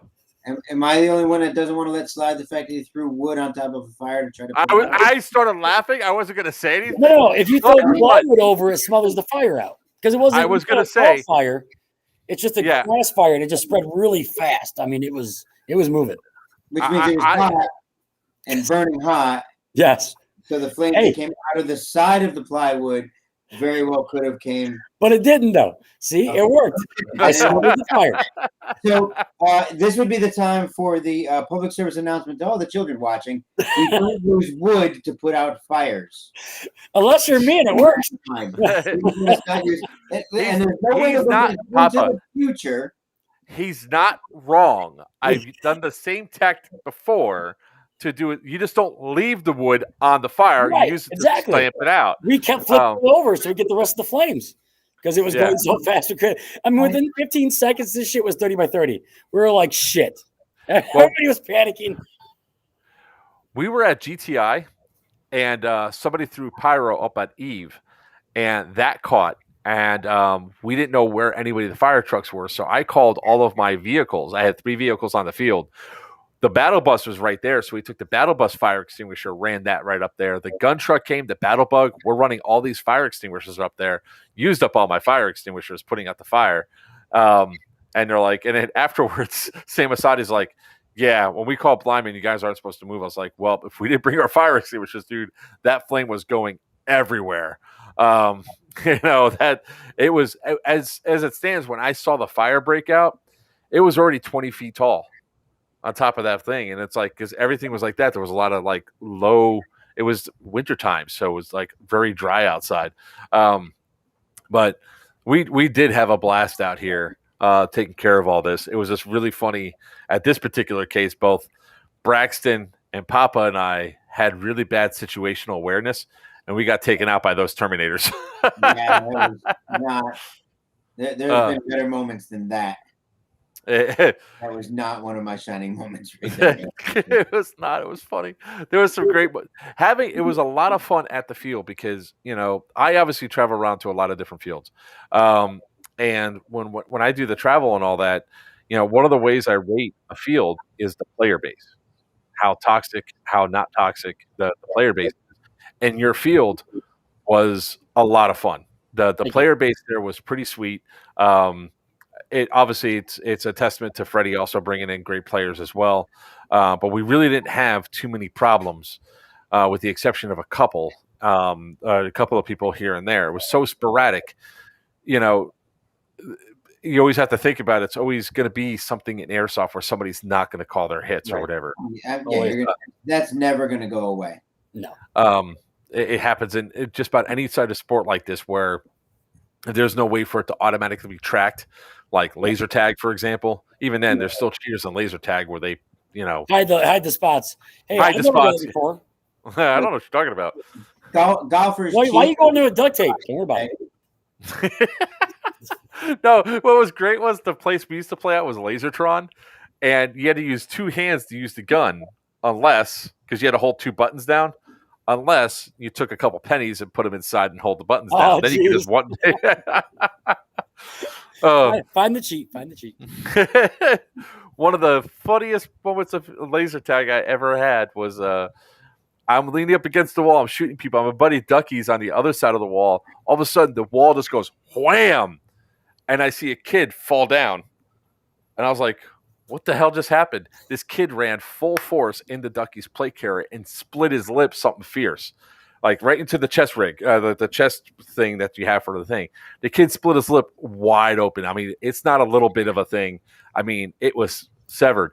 And the kid's like this. He goes, I'm all right. I just need ice. I keep playing. I just need ice. It's like, kid, your lip is falling apart.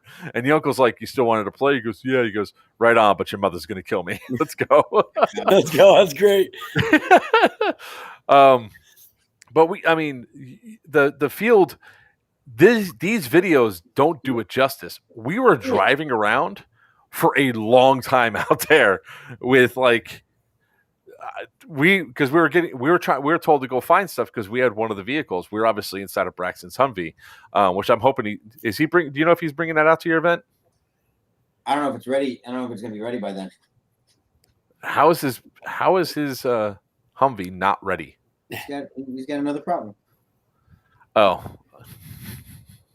I'm not going to put him on blast. You can ask him about it. I'm not going to put him on blast. I'm just poor guy. I know. He's got so much stuff going on. The last thing he needs is that. So, all right. Well, I'll have my gun truck there. Maybe I'll actually bill out the turret. And I will have plenty of D-hop barrels there on site if anyone's looking for any in particular lengths, and if they want full drop-in sets, go ahead and let me know. I'll make sure to bring anything in particular, but I will have plenty on site. Perfect. If you're going to be here, remember my SRS drop-in. Nobody's talking to you. Go away.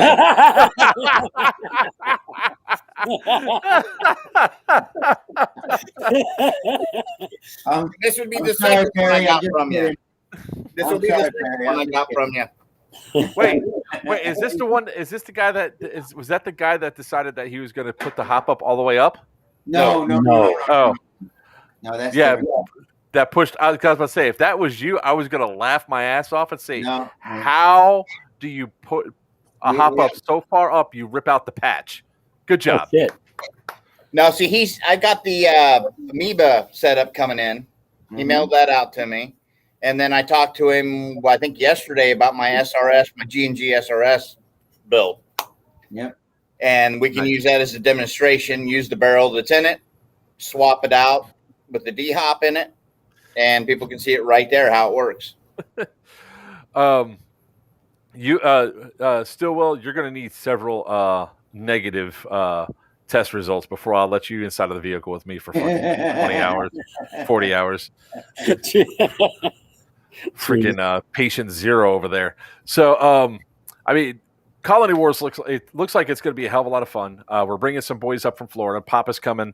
I believe Christian and Marley are coming. All right, so Christian cannot go because of that. He was denied the time. Okay. Boo. So we'll get a couple of guys to come out there to get up there for that. Always having Christian at an RP event is always fun because that boy has his character down pat. Oh yeah. Like the 1930s type of dun dun dun dun dun. Hey, how you doing there, Slappy? He's got that voice down and everything perfect. I can't wait to start traveling again. That is because that's the voice he hears in his head constantly. The bus is not making that trip up there, not for this. The bus is actually still in the shop getting the AC fixed, and there's not a chance in hell I'm about to drive that thing 1,100 miles with no AC. It ain't happening. I don't know how much I love Will. That's a $1,500 bill that I got to pay on that bus. That ain't happening for Colony Wars because there was no plans for that. So moving along, now we've mentioned traveling. Well, there was some the next segment of the storyline that we're going to go through is Pew Pew at Sea. Will, am I understanding right that you might be actually coming to this, that you're going to definitely try to take the time off for this and just be like, you know what? I'll know by the end of the month. I'll know by the end of the month. I want to. I need to get away. I tell you, man, I work like 90 hours a week. It's fun because you're not supposed, what's that saying go? You don't, it's not working if you enjoy it or whatever. Yeah. But man, that's a lie. If you love what you do, you'll never work a day in your life. Yeah. That's a lie. You love what you do, you never work a day in your life. But I can tell you right now, this event, so what is Pew Pew at Sea? For all those that have been tuning in, trying to figure out what this is, we've actually set up a cruise for airsofters. Not to play airsoft on the cruise because Norwegian said not only no, but hell no, and you guys are not even allowed to bring Nerf with you. Right. Thanks, Rob. let me add a little something to this because I had to have a conversation with Carrie in regards to this. My fiance is not an airsoft player. Had she known the extent that I would be in airsoft, we probably never would have dated. This is most certainly not her thing. She did get to meet a bunch of the people who put faces to names this past weekend, which almost broke us up. Also, so because she actually had I know, because I'm so sexy, I almost stole her from you. That's almost what it was. Yes. Thank you, John. Yeah, John just vomited in the background. By the way,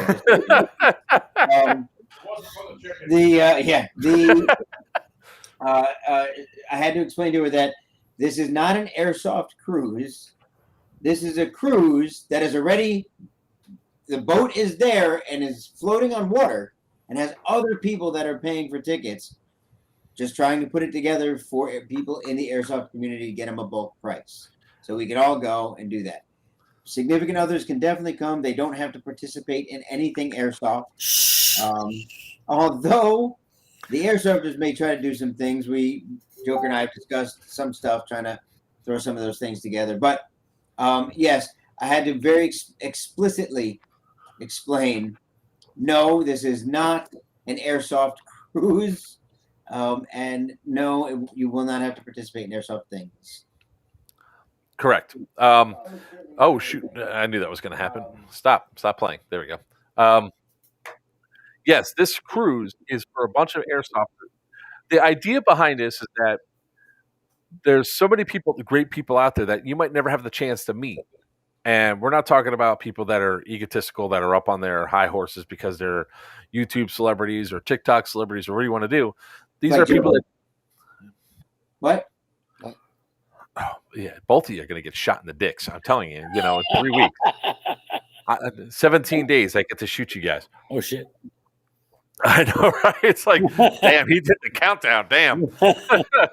I'll do what Tinker did to me at freaking Miami Airsoft. There was the mission. He shot me in the ass for the Amazon as a mission. She goes, I have a mission for you. I want you to shoot Joker in the ass on the field. So he does. Because it's much that boy safer regretted it. Much safer to take her missions. Yeah.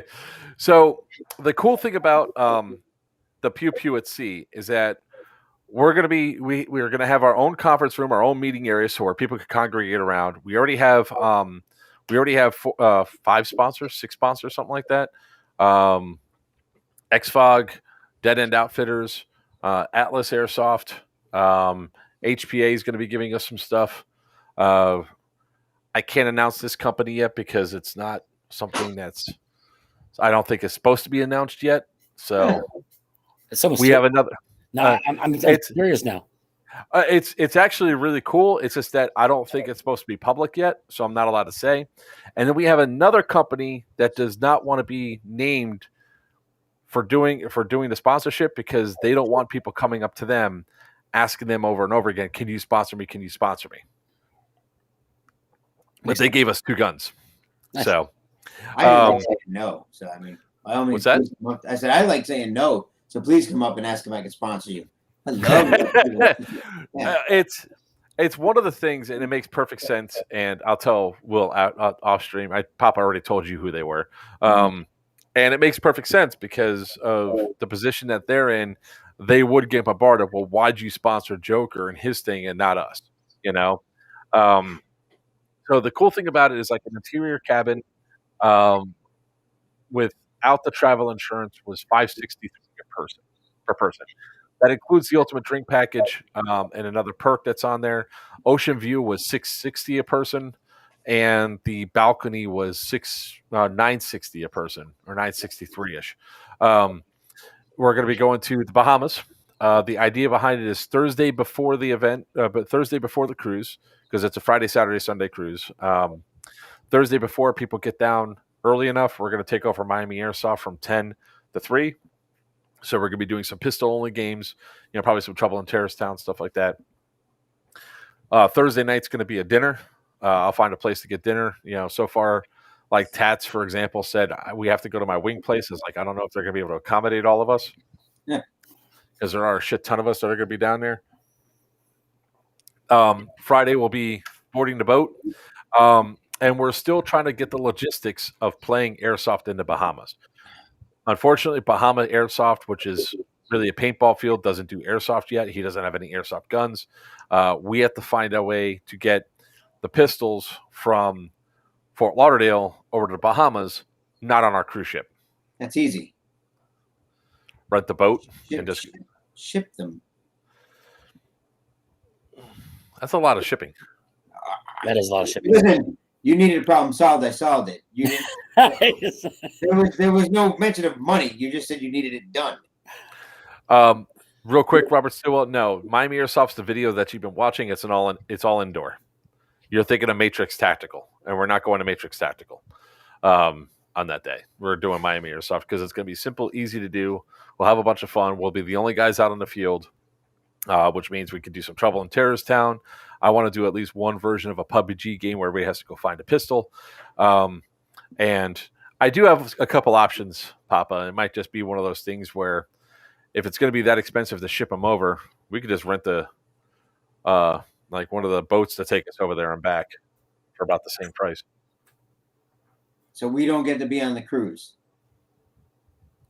No, I'm talking about taking it over like the week before and dropping it off and then coming and bringing it back after.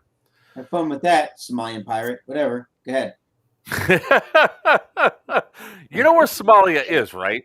I am aware It's not on the east coast of Florida. It's on the east coast of Africa. I'm aware where it is. Sure. Geographically impaired. I don't know anything. We also have some people that are over there, so we might be able to do some things where we can get stuff over there. So that's one of the things that we're planning on trying to do is we're trying to get everybody together so we can go play at Bahama Airsoft, at least for a couple hours out on the field, so we could all say we're international airsofters.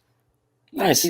Please make sure you emphasize we're trying, working on, possibly, maybe. These guys, these guys, everyone, dude, I hear we're taking a cruise to go take over a whole island and play airsoft. Look, there's a private island there. We're actually stopping at the private island first. So I got some bad news. This ship does not have the ice bar. So from the last time we're talking about possibly renting out the ice bar for a little bit of time, which is always an experience if you haven't done it before. That is what is that? What does it sound like? I don't know. A big block of ice that you drink from. Actually, that is definitely something where I grew up. Pre-COVID, that is exactly what happened. It's an ice in a freezer. Like you ever see? There's a couple in your area. It's called 5 Below, where you go inside. You have to wear a parka and everything else. The temperatures inside. 5 Below is a $5 store down here.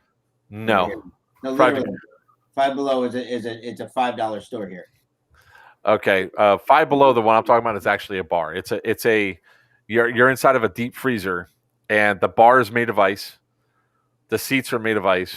They serve you drinks and ice. It is an ice bar. That doesn't actually sound like fun to me. No, why neither one of us like that? Where do you live? Exactly. Florida. Where's Joker from? Exactly. He wants to go visit what it feels like to have your sack frozen to the chair. You and I grew up with that. Okay? We don't want to go back to that. It's an experience. Look here. It's an experience. It is. Come hang out in the freezer. Right, I got a freezer right here. With a bottle of Jägermeister. Drink to your heart's content. You're the only one that could fit in that thing and stand up. Okay, you're the only one. I didn't tell you had to stand up, and I'm not getting what it feels like to be in there. Okay. Hello. Is there unlimited ice cream? No, it's unlimited alcohol. There's a difference. Guys, on the Pew Pew at Sea, the ultimate drink package is included. All right, the ultimate drink package is, even if you're not an alcoholic like some of us are, that covers all of your drinks, including water, soda, stuff like that. I'll keep saying it every single time we talk about this. It does not include the shit in your mini fridge. Don't open your mini fridge. Trust me on this. You open your mini fridge for that soda that's sitting right there because you're too lazy to go up a deck or down a deck to go to the bar to get a drink. That just costs $12 from your mini fridge. I because the mentality is it's unlimited drinks. I could drink wherever I want, when I want, right? Yes, except from the mini bar. That's so funny. That's funny. It is funny because until you go to leave the ship and you owe the ship $27 because they found out that you are in your mini bar and you have to give them the money and you don't have any money on you and your cards are maxed out because you're on the ship, that's the problem. $27. Those are rookie numbers, by the way. If you're gonna do it right. That was for 2 Pepsis. It was 2 Pepsis I drank. Pepsi. Why? Because I was too drunk to go up or down. There goes Will. Oh, Will's back. I was too drunk got pissed. up or down a level because I was like, I need something to drink. I'm a little nauseous. And that's another thing you never do on a cruise ship. Never go to medical saying you're nauseous, even if it's because you're hungover. No, you don't, because your ass will be quarantined. No shit. I actually get seasick.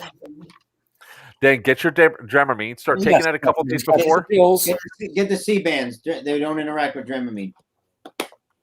C-bands? They're called C-bands. They're like little wristbands that have a dot. I never heard of that. Acupressure. Yep, get those. It's non-medicine. Doesn't interact with. Here, let me take a note from Joker's page. Pro tip: when you're on the boat and you feel like you're getting seasick, but you want to drink alcohol at the same time, get yourself a C-band. Get them right to Walgreens. They're like $12. Okay.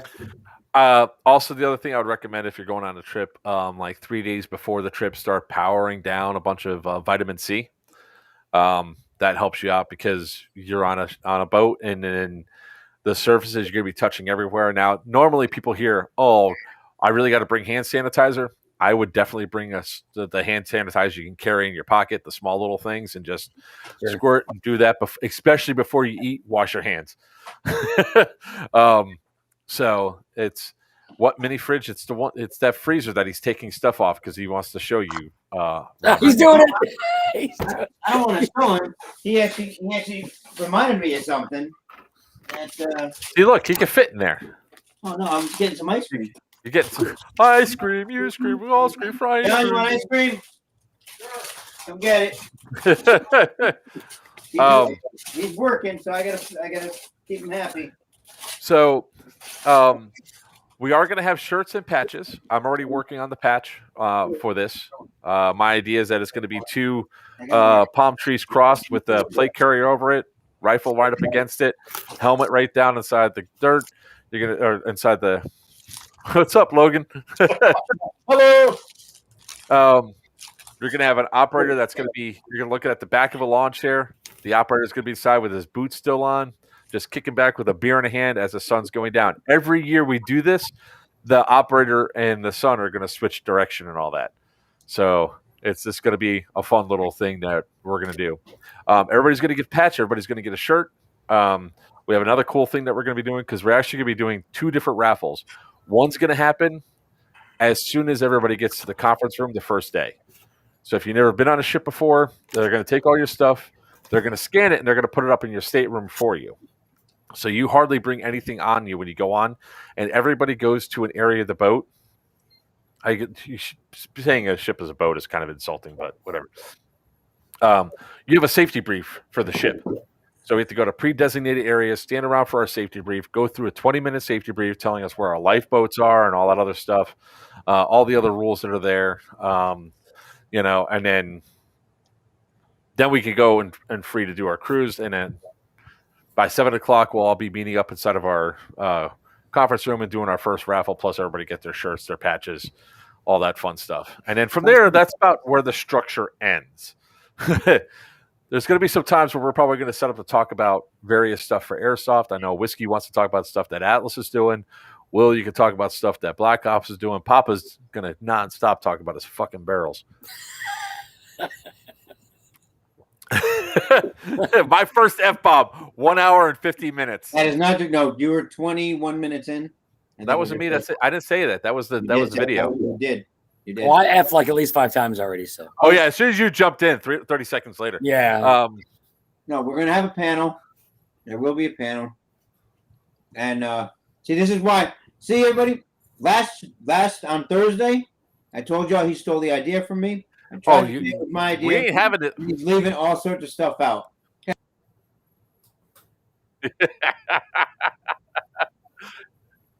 That's what happens when the establishment is scared. They try to mute you. You see that? Yeah.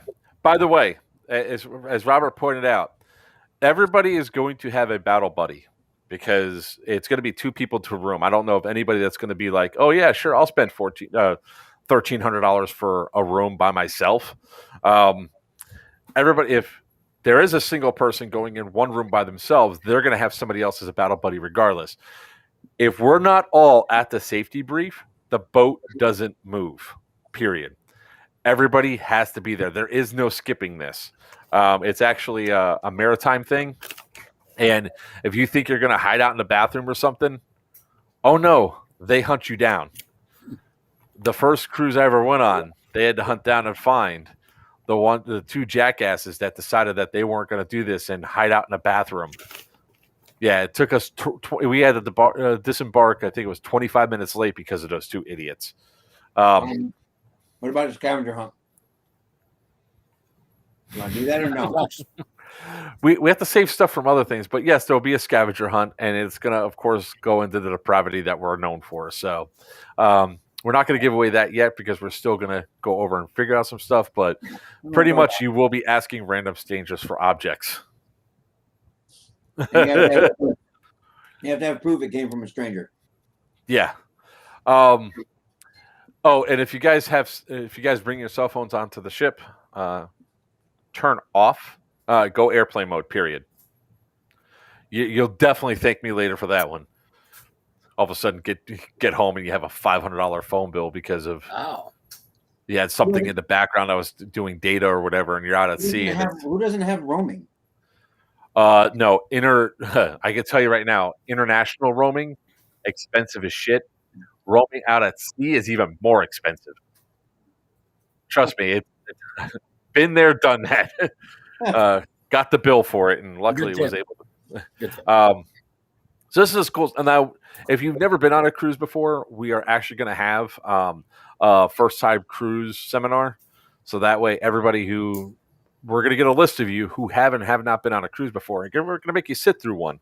Not in a bad way. This is to really help you out. There's a lot of pro tips that a lot of people don't realize. Like for all you single guys out there, I mean, you're sharing you're sharing your room with another person.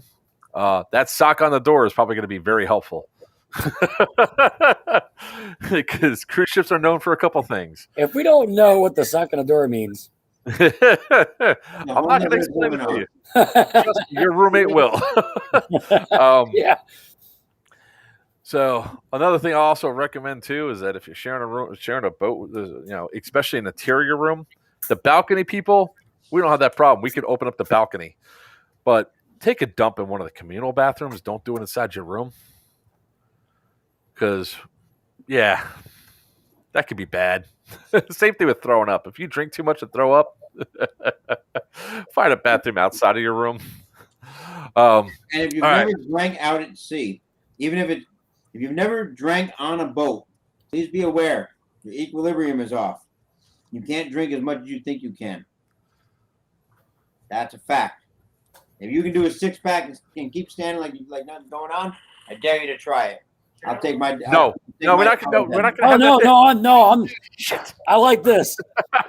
I also do everyone. If your known limit is say 10, I dare you to try 10. I want to see 11. No, shut up, Papa. Oh, Jesus Christ. Oh yeah, we're gonna have fun on this now. Joker is not. We have to go. He's the fool who bought all the stuff from us. Joker is not in an airsoft store. I'm the only one not in an airsoft store. This is my house. Yeah. This is my collection, and that's only part of it. The rest of it's out in the other room, which my wife just is so much in love with right now. But do we have like lighter buzzers? Like no, that's not true. Papa's in his store at Dead End Outfitters in Cape Coral, Florida. Black Ops Will's in Black Ops inside of his thing, Black Ops Airsoft in Bristol, Wisconsin. Yeah. And then I'm sitting at my house in my comfortable all relaxed. And the reason why I keep turning off the camera because I don't even have pants on right now.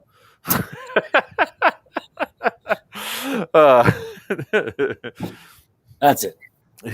That's it. And we're out. Yeah. Where do I go? Wherever our conference room is going to be on the ship too. Usually, there's where the conference rooms are. There's always a bar, so that's going to be like the closest bar for where everybody's going to go. We are going to have to tip that bar staff more than what we're already going to be obligated to tip. Just saying, for everybody that's out there, it's going to be, hey, let's take up a collection, $10 a person, $15 a person, because that bartender will take care of us. And when I mean by will, I mean not that Will down there that just disappeared because he touched something. I don't know what you're touching. It turns off the camera. Every time I turn my screen, it cuts out. I don't know what's going on. And I'm a Wi-Fi, so it makes no sense. I remember my phone. Oh God. I was trying to help out with the question. I know you already answered. I thought I'd do a little spin around the store, show people my store, but I can't move it. It turns off and it gets pissed. This is another big one. Don't bring big stuffed animals on the ship and throw it overboard. You'll be fined big time. Also, not even a thought of mine. I don't know where that came from. Why did Robert bring that up? This is the same guy by the way. Well, now I want to do it. Do you know how big that fine is? We're talking about like 5 figures. Oh, yeah. No, that's a mistake. Not okay. Leave it to Rob to know that though. He's also the guy. Will, just so you know, he's also the guy who has the 3 micro guns attached to a. That's the guy. Okay. Same guy. Yeah. So yeah, don't throw stuff off the balcony because they do have cameras on there. Also, if you're going to have sex on your balcony, understand that a lot of times they can see the balcony. Did they fine you for it? That I don't know, but you might show up. Whatever. Hold on, you might show up on YouPorn, though. Yeah. Whatever. I don't know why we all have a problem with that. Don't search Willie Dutton's. Everyone's at home right now searching. You have to go under fetishes, short people, and then. Even though we're going to be at sea, midget tossing is still illegal. Illegal. Sad panda. Yes. Little tear. Actually, it's legal in international waters, but we can talk about that. I'm all about getting paid. I'm just saying. Robert says, yes, they do fine you for public sex. Well, fine. The cabins in your cabin. Expectation of privacy. Yeah. Yeah, on the balcony, that's a gray area. So, Robert, how do you know this? He's evidently been on more cruises than I've been on. Really? But I'm just giving you some of the best things there. The first day that we do stop, it's going to be Saturday. We're going to be stopping at the private island. At the private island, we are going to we're going to see how many people are interested in doing the cabana on the private island, which means that we have our own. We have a lunch set up, and we have our own personal bartender again, so we don't have to keep going back and forth. $653 that happened to him. $653? You know what a weird number. That's very random. That number is incredibly random. That does not sound like a fine. That sounds like prostitution. I'm just saying. Yeah. Did she hand you a receipt? Got that messed up. Yeah. Did she hand you a receipt? that might have been what you got. Just saying. He got his happy ending, all right. Wait. Robert has to reply back with, "Don't care, had sex." What? Is the officer that fined you a very large man who spoke broken English and grabbed her by the wrist and brought her to another room? An officer. Oh God! Oh, shit. I knew this was going to be a fun one tonight. So if you guys are interested in this, there's a couple things that you must know. Well, first off, if you're interested, definitely reach out to us. Join the Pew Pew at Sea Facebook group. We do list it as a private group, but you can find it. You can join it. To jump in on this, you can simply call Mary Jo. Her contact information is on the group. Say you want to be part of Pew Pew at Sea or the Airsoft group, either or. You pay a $100 deposit, and then you can actually pay off as you go. Now, the cool thing is this is a 100% refundable deposit. So, for example, if you're somebody like Fine. Don't say it. I'll do it now. Jeez, here we go. I knew it was coming. God, I knew. Yeah, because you didn't call and place your room now, did you? No. Are you still talking? Oh my God! Time yourself out.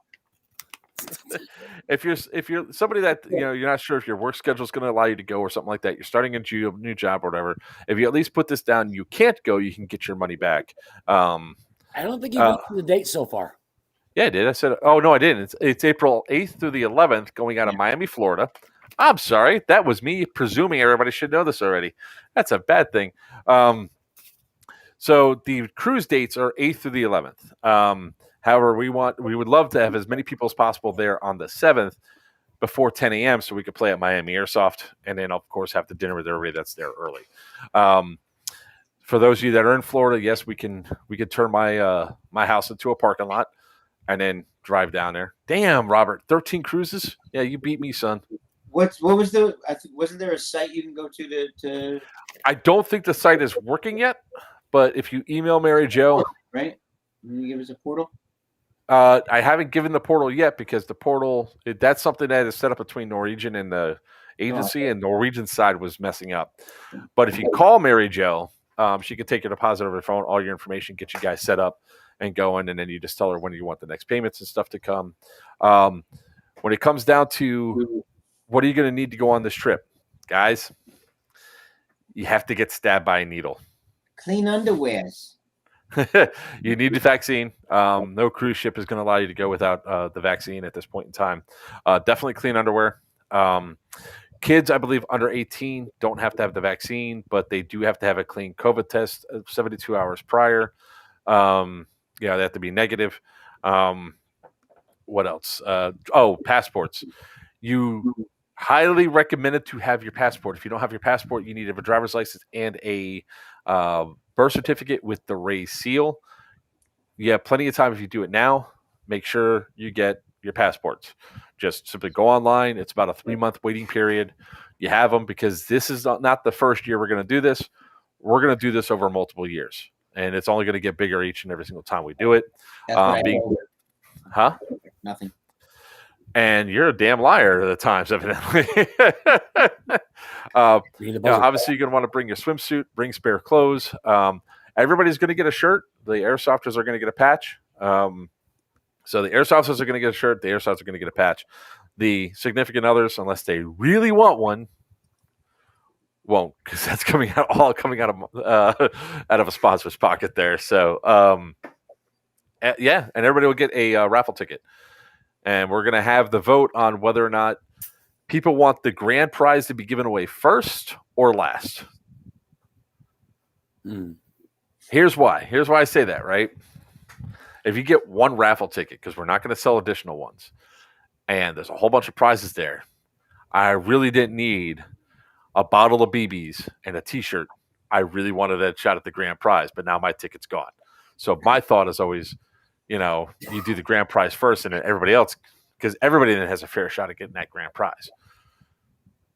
Flip a coin now live to decide.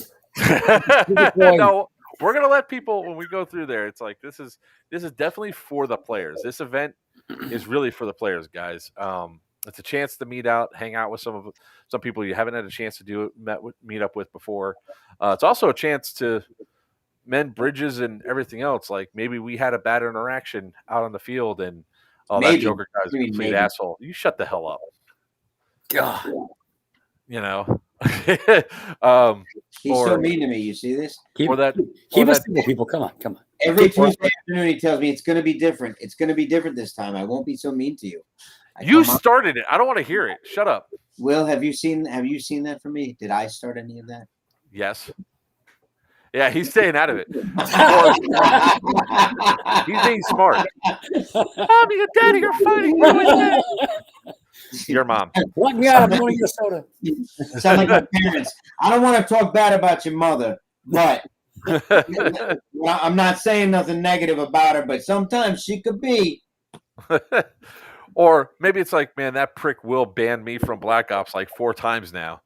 And then you get a chance to meet these people outside of that I want to say that professional environment, so you can actually see the people Yeah, where they behind can the actually jump you in a galley somewhere. Yeah, Russ, I'm gonna say. Yeah, maybe not what don't promote that. That may not be what you go. I get what you're doing.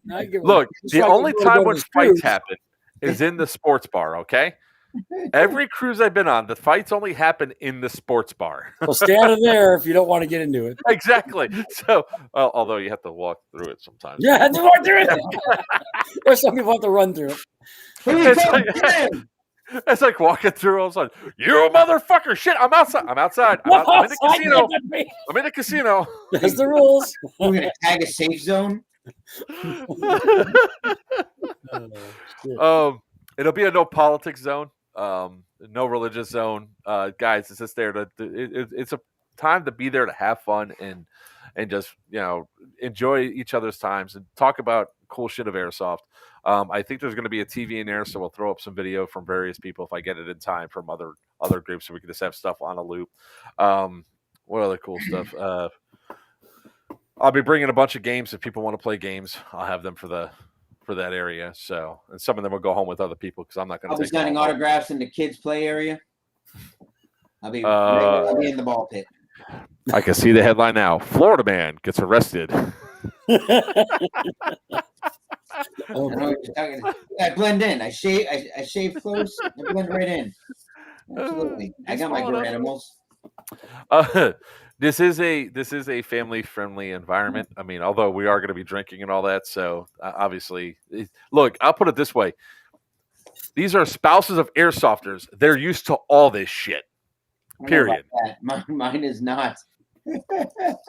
You guys got to meet her in a matter of 8 years. Carrie and I've been together 4 years. That was the second time, I think. John, that was the second time you met her? This weekend, I think. Yeah. I still don't even think that was Carrie. What I think he did was he went to the ads and found an actress to play Carrie on TV. You see how cautious he is to say that because he doesn't want to make it sound like I paid for it. Like, yes, damn straight. You got to a hooker. I know you did. You. Yeah. Also, the cool thing that the ships a lot of times allow you to do is decorate your doors. So it'll be really cool to be walking down like the decks where all the rooms are, and all of a sudden see like all the Black Ops people with their stuff on the doors, all the DEO guys with their stickers on the doors. All the players wanted guys with all the stickers being stolen off their doors. I know, right? It's Team Screech Jacking their dickhead. All right. I don't know about you. Well, I guess I do know about you. You and I are going to be on the upper deck in our balconies where we're looking down at all plebs. Yeah. There's people standing at the stairs. I'm sorry. Did you pay to be up here? No. No, that's club level. That's club level, and that's next year. And by the way, for those of you that do have a little extra money that don't feel like staying inside of even just a balcony, you can pay to upgrade to a higher floor if you want, like club level or junior suites and stuff like that. Everybody will get a Norwegian Cruise Line loyalty card thing, so you guys will get that. And so if you do multiple cruises, you'll score points and all that fun shit. We're trying to aim for the Epic next year. So this year, Bahamas. It's easy to plan for. It's just the Bahamas. Next year, it's either going to be Costa Rica or Dominican Republic, guys, for 2023. We're already looking at 2023 because of the support that we're getting so far now. So we're going to be in the middle of a zombie apocalypse by 2023, all right? Something will be going on. Our population is going to be at like 30%. The 17th new variant. So not a political stream. Bad touch.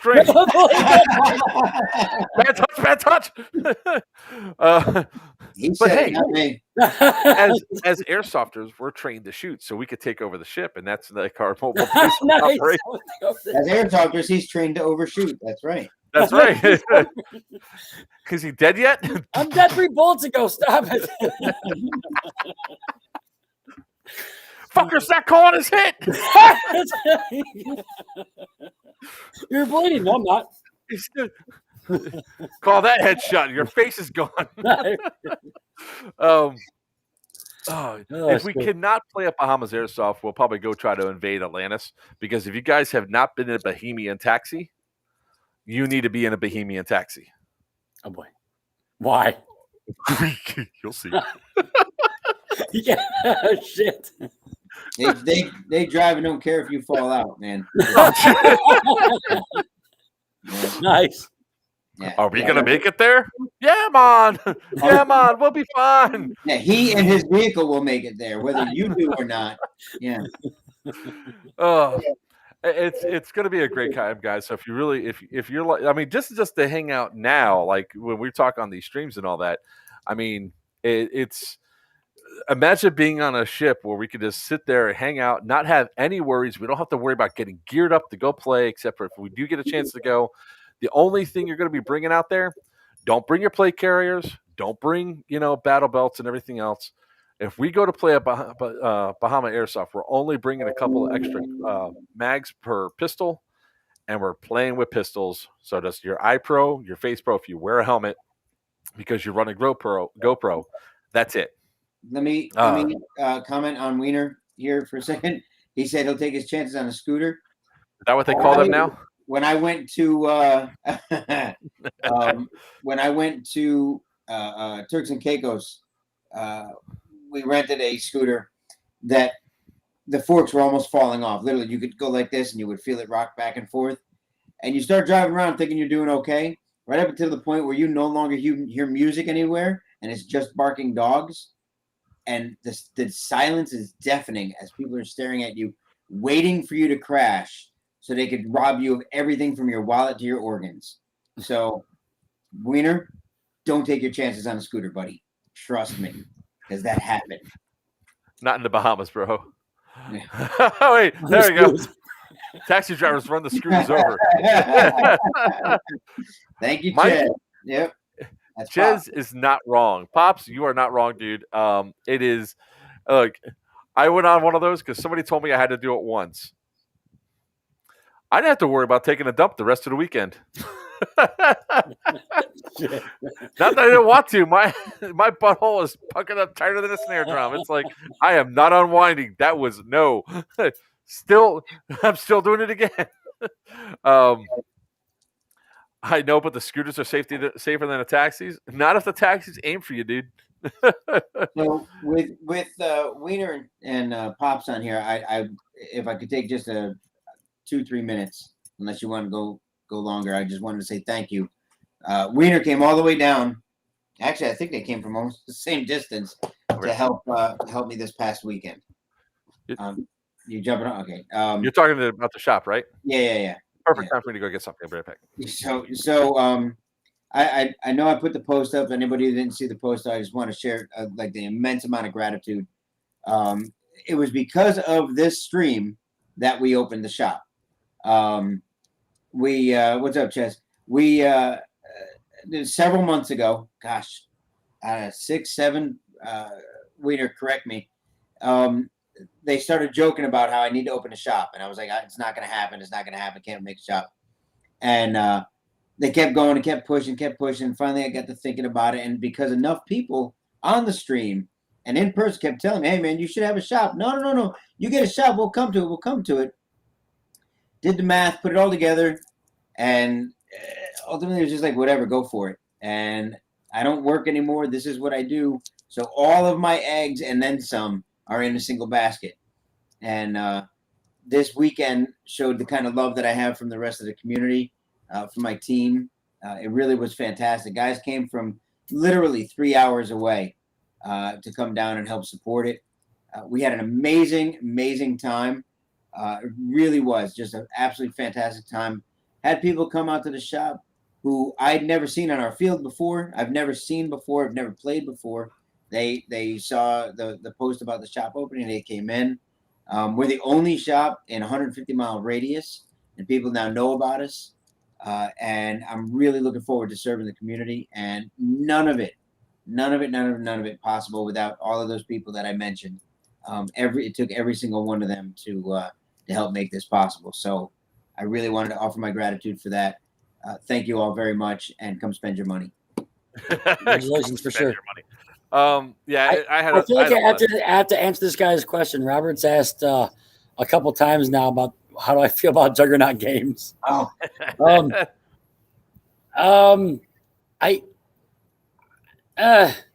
No, I mean they're fun. The problem is that they're not designed for a field like mine. You get 150 guys in the field. You get a juggernaut. I don't love them. I don't really love them. And I used to have my Beach Park field when I'd get like 50 guys a weekend, and then I had my Zion field. I had like 80 guys a day. Juggernaut games are great. I don't know, man. It just causes more bitching. You get 150 guys, you get 10 guys to just hate the Juggernaut game. They just complain a lot. Airsofters, airsofters are my people, but sometimes they man, if you already know what I'm gonna say. They will bitch. They don't like something. They're a part of your field, and they're like your regulars. They will come up to you, and man, it's not worth it. So if I have a slow Sunday, I will do a Juggernaut game. We've actually done a couple this year. If it's kind of like a rainy day, whatever, there's only like 60 guys there. You can't do a Juggernaut game with 150 guys, I think, and make people happy. When we come up in later this month, I'll sit down with you. I actually came up with a game several years back that ends with the Juggernaut. It's the big boss game. Really, and I think on your field it could work really well. It plays like a true to life video game, very like Contra, Metroid, all that stuff all combined into one. It's not like a Call of Duty game. It's actually more like a game like you start off with nothing. You have to You have to come up with you got to find your guns. You got to find BBs. You got to do all that, and you meet mini bosses throughout the day, and then at the end of the game, it's the big boss you have to battle, and there's certain things you have to do in order to kill him. And he's a juggernaut, but you can ultimately kill him, but you have to do certain things. So if you're interested, I'll tell you about it. Tell you how to. I don't absolutely have any rights to it or anything. It's just an awesome game. We had a lot of fun with it, and I would love to see more people enjoy it. There's the juggernaut right there. Was that? Huh? Was That's Marley. It's playing so sketchy right now. So no, that's because I think that one's the. Hold on, is that the low res version? I don't know. It's playing. First, I have to ask Joker, how do you pull up this footage so fast? That was pretty quick. You started bringing up the game, and within 10 seconds, you already had it up. I was already. I feel like you guys are in the same room, like giving each other signals. No, actually, as soon as you mentioned it, here, I'll stop sharing and I'll show you. Oh, you not mean to stop sharing. I meant to continue sharing. It's probably labeled Big Boss. Yeah, so I actually keep all of my this is just my clips file. So for every event, when I do these little clips, I have them all there. So as soon as they mentioned the Juggernaut game, I was already going back over to the one from. This is the one from Thursday. So since I was already in the clips file, I was like, oh, look, Big Boss game sitting right there. And there's all the stuff that was in there, and some of them are actually What's that left symbol says sexy time? Oh, boy.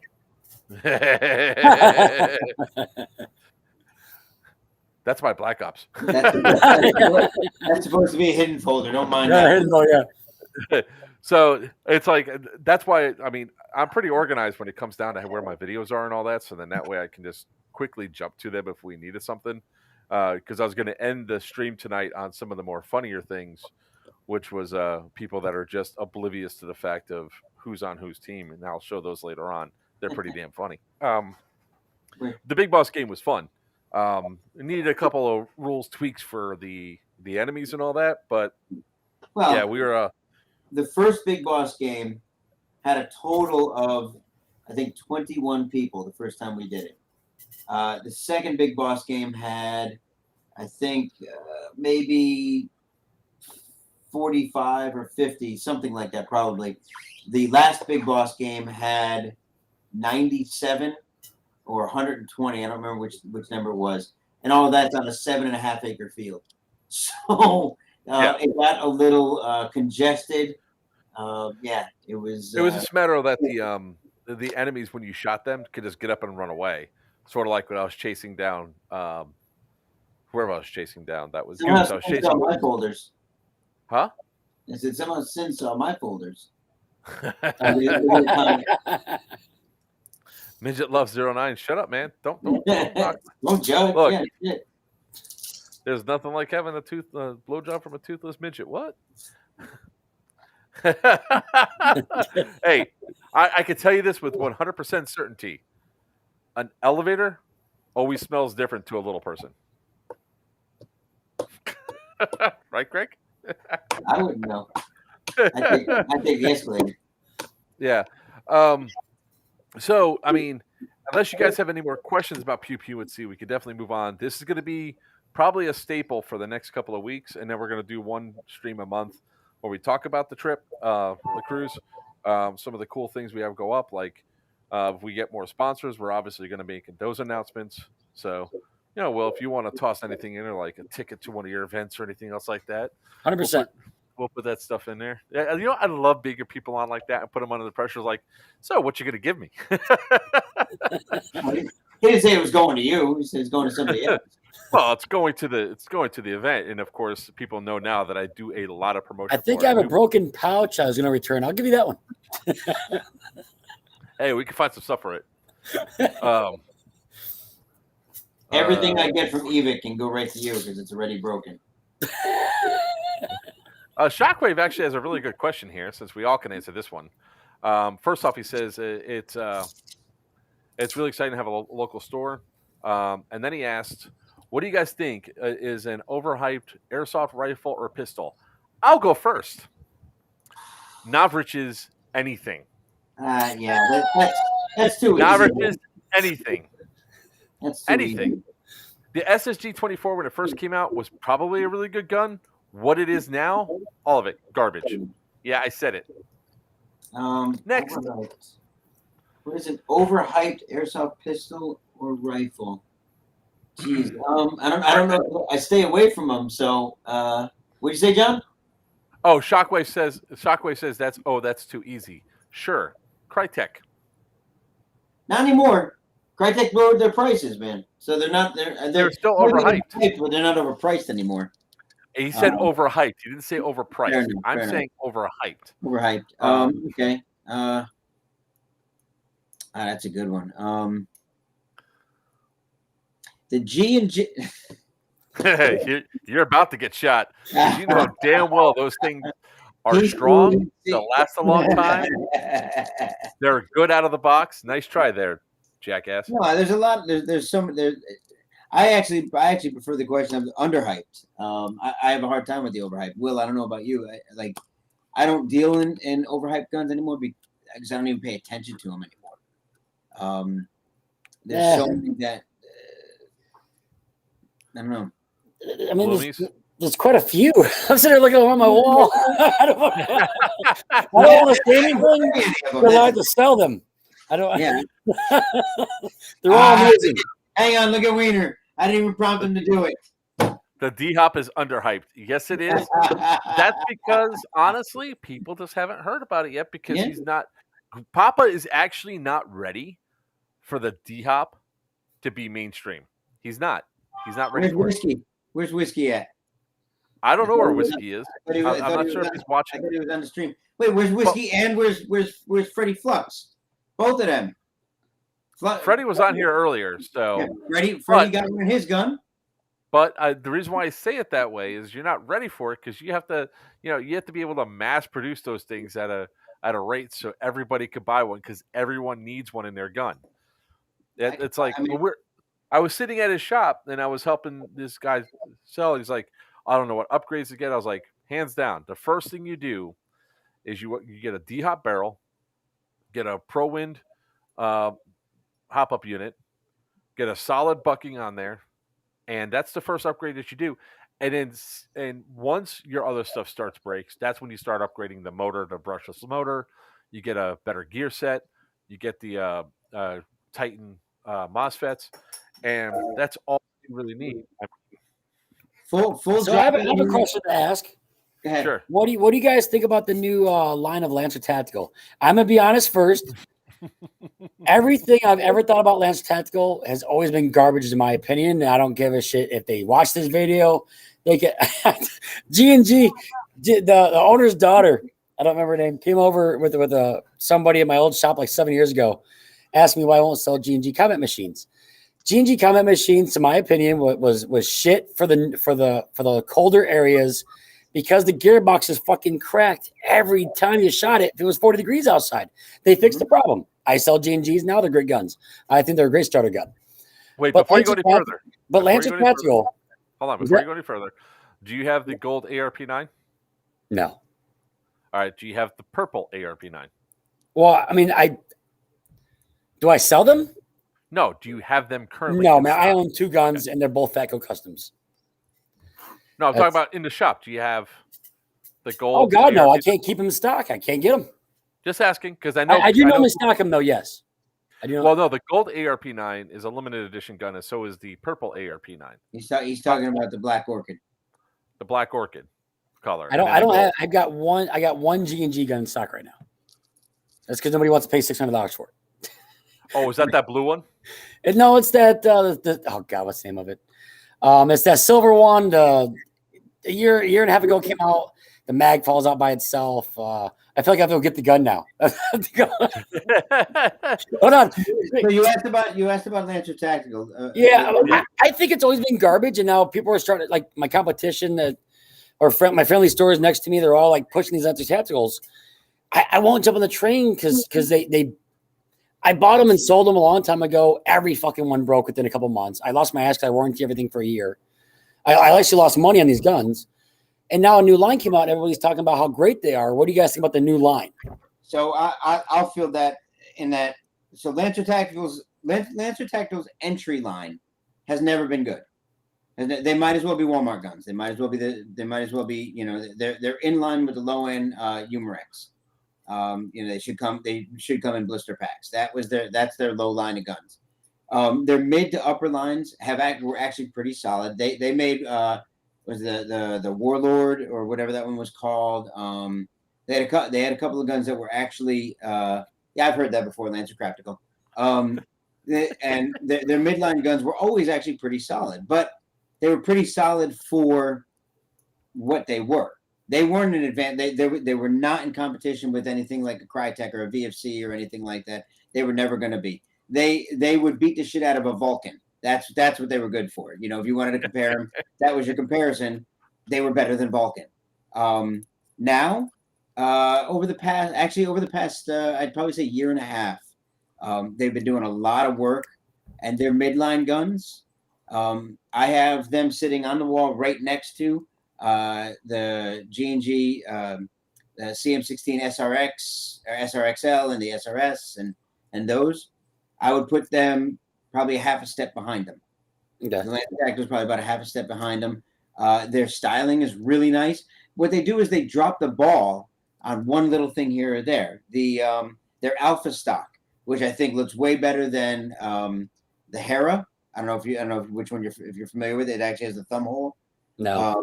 It's a really nice looking stock. It's got a thumb hole in it. It's like really cool. I'm not even looking at them because I'm just so used to them being crappy. I want to chime in on this one. I'll never trust Lancer Tactical again because of we went through 7 LT guns in the span of 3 months.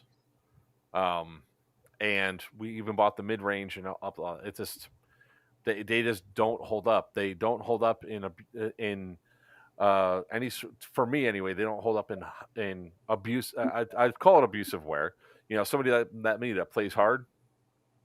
I fall or anything else, this thing hits anything, and it's gonna break. It's gonna fall apart. Even their metal one that they had, the damn thing bent when I bumped into a tree. Not my, hoya, I'm taking the tree down with me. Just I bumped into the tree, and all of a sudden I looked down, and the rails bent, and I'm like, what the hell's going on? So personally, I won't trust them because of all the stuff they do. And I've seen so many fail within a day or two out of the box. I mean, I know. At Miami Airsoft, it happens all the time. Now, it could also be at Miami Airsoft. They're buying from that one place that we don't mention anymore, which could be the thing. But I've seen even Gen 3s fail. And for the money that's there, honestly, I'd rather go with the G&G because they're a more stable gun. They're also lighter, and I mean, I'm not sponsored by G&G. No, I'm laughing because I'm watching Wiener. So And I owe nobody anything. Nobody ever gives me free stuff. I never ask for it for my events, whatever. same. But then I feel like I owe people stuff. I do got to say, you guys, mentioned the Valken. Every Valken gun I thought that they've ever came out with is crap until their latest one, and now they're not bad. I just want to put that out there. I want to give them the shout out that they deserve, that they've actually coming up, that they're I think they're Gen 7 because they've done like 3, 4, 5, and 6 and whatever in like 2 years because they couldn't come up with a good gun. I actually use them as my rentals, and they're lasting me like 5 or 6 months every day. I think I have the same problem with Vulcan that you have with Lancer.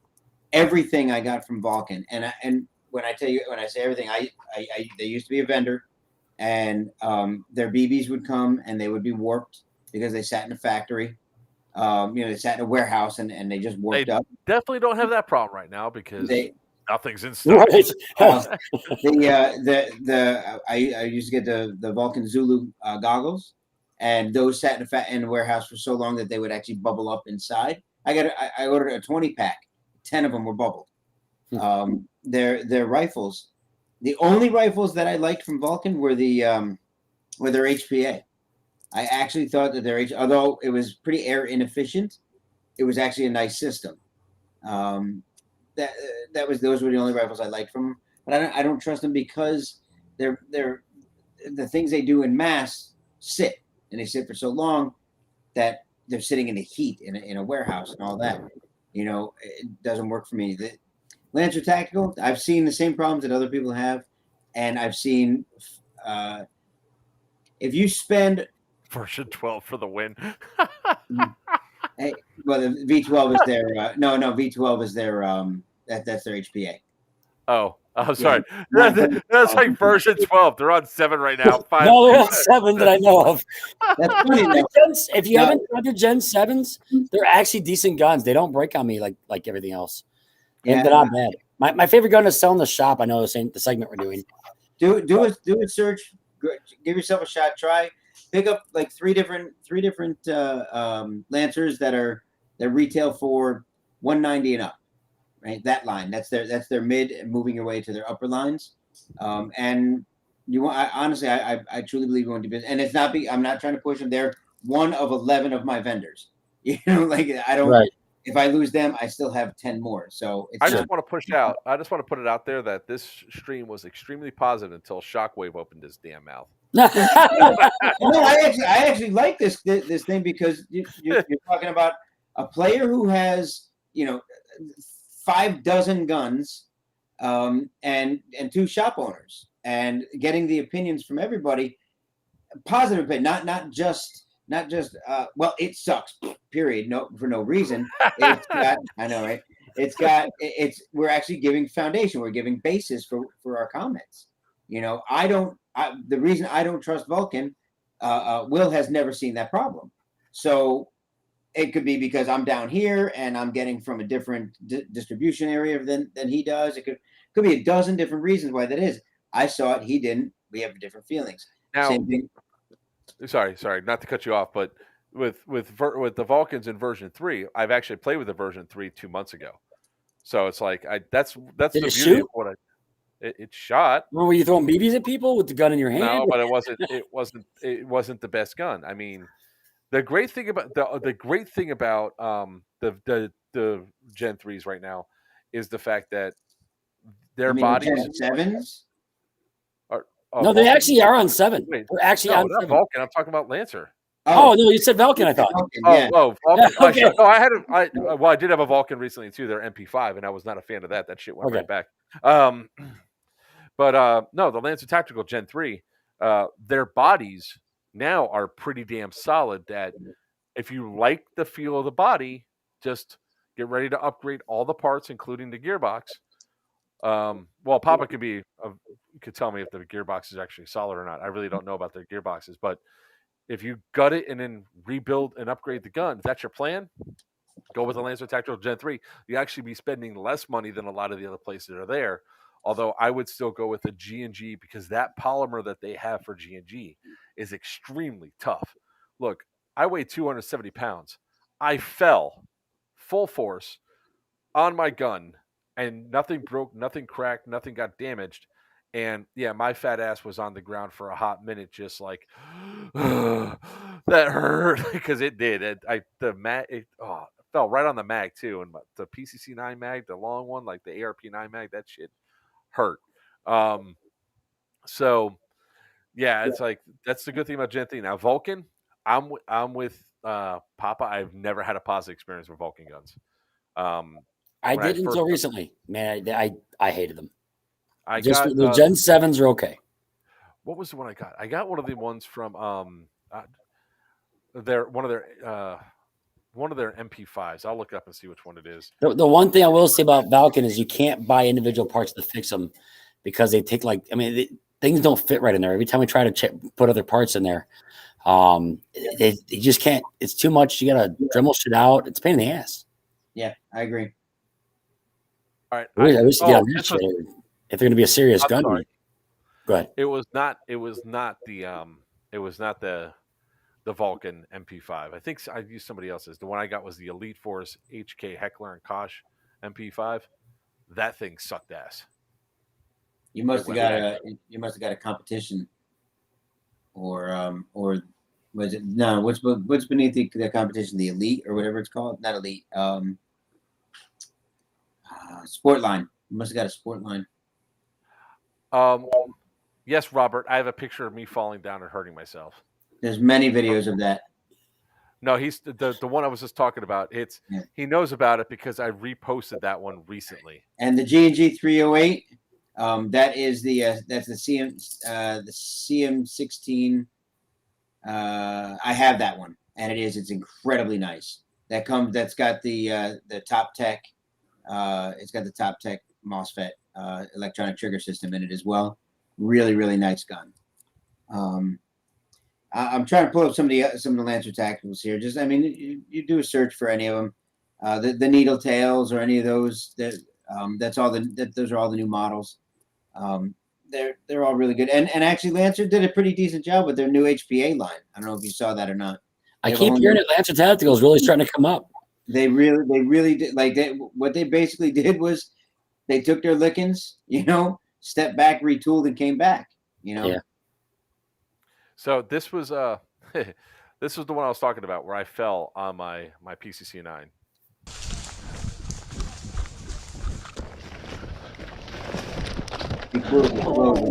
Watch it.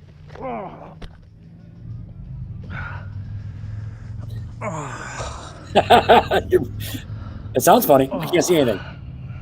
You can't see anything? My computer sucks. Video's a little slow on this thing. I'm actually my cash register. I'm getting the same thing. Okay. Might be okay. I'll tag you in it. And I saw you on your ass. That was pretty funny. Oh yeah. First thing I did was when I got up, is I shot the gun to make sure it's still fired. First thing, as soon as I got up, I was like, "Oh God, the gun still works." I'll tag you. I'll tag you in it there, Will, so you can watch it in all of its glory. Sorry, Shockwave. That 308 is the GR16. Excuse me, not the CM16. It's a GR16. Oh, that's their DMR one. Yeah, the one I have up on my wall. Yeah, that one is I've shot that one. Even out of the box, that's what I like about G&Gs is that out of the box, they're strong guns right off the bat. That's also one of the ones I pointed out against Raptor Airsoft at the thing where they're talking about, oh well, you know. Airsoft guns don't shoot more than 100 feet. Yeah, right. I tagged you as well. Much further. So let's see here.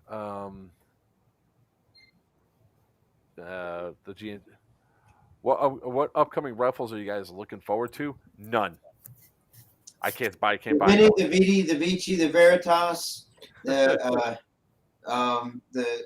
new Indestructible, the Spectre, and the Venator. I'm really looking forward to any one of those. I know those are really good guns too, especially the Indestructible. Mm-hmm. The Spectre. Spectre's probably going to be, but you save your pennies on that one though. The Spectre. If you guys haven't seen this gun in action, I had a chance to go out there. This thing is so quiet. It's not even. I got a video of it. Because I got a video of you running it. Yeah. Remember? Hello, Mayhem Oh. Bill 2. Thank you, John. Thank you, Vanna. This is the gold version. I run the red and black version, but this is it here. And this one actually has a slightly different stock than what I run on mine, but similar, same idea. Is pops open. That's your Wraith stock. Goes right in. It runs our custom. We have a custom proprietary gearbox that we built for it, so that it fits the Wraith stock and the Wolverine Inferno engine in it. Obviously, it runs a D-hop barrel, and we run the Ditech grip so that it actually pinches open, and that's where your battery goes. So you don't have to unscrew to unplug and plug back in. You actually pinch open, plug your battery in, close it, you're off and running. And while we're on the topic, of course, there's the Indestructible. Joker knows this one very well. He's very intimate with it. This is a black and silver version. He runs the blue version. They're customizable in colors and size. This is an AEG model, and this is actually the version 2 that comes with Gate Titan or Gate Aster, your choice, and comes with a 53,000 high torque, 53,000 RPM high torque brushless motor in it. 13-to-1 gear set, super shooter gear set, and obviously the D-hop barrel system. So, and here's your. This is. They all come with this stock. This is part of the Indestructible stock. This receiver and this rail are fitted custom. We actually mill the rail out in order to get it to fit. So if you're looking for something like this is part of the new line too. And there you have it. I was trying to fill some time while Joker was searching. I'm searching because this I did not have clipped yet. I don't have pictures of a video of that Spectre gun in action. I just know we have it, and I realized the reason why I didn't pull up the video as I was pulling up was because you didn't have the Spectre gun the last day I was following you around. Probably not. I had my PDW. Yeah. So the one thing I haven't mentioned yet publicly, I don't think maybe I did mention it publicly. I think you might start carrying GBVRs. Carry them if we'll probably order them. They're too particular of a gun to carry. Let sit. Bill knows what I'm talking about. I don't carry them either. Yeah, you can't carry guns on the wall that aren't going to rotate. You know, they're not. You got to have stuff that's just going to sell. You know, at some point it is a business also, and if I want to be able to carry everything for everybody else, I got to be able to cover it. But doesn't mean we can't order them.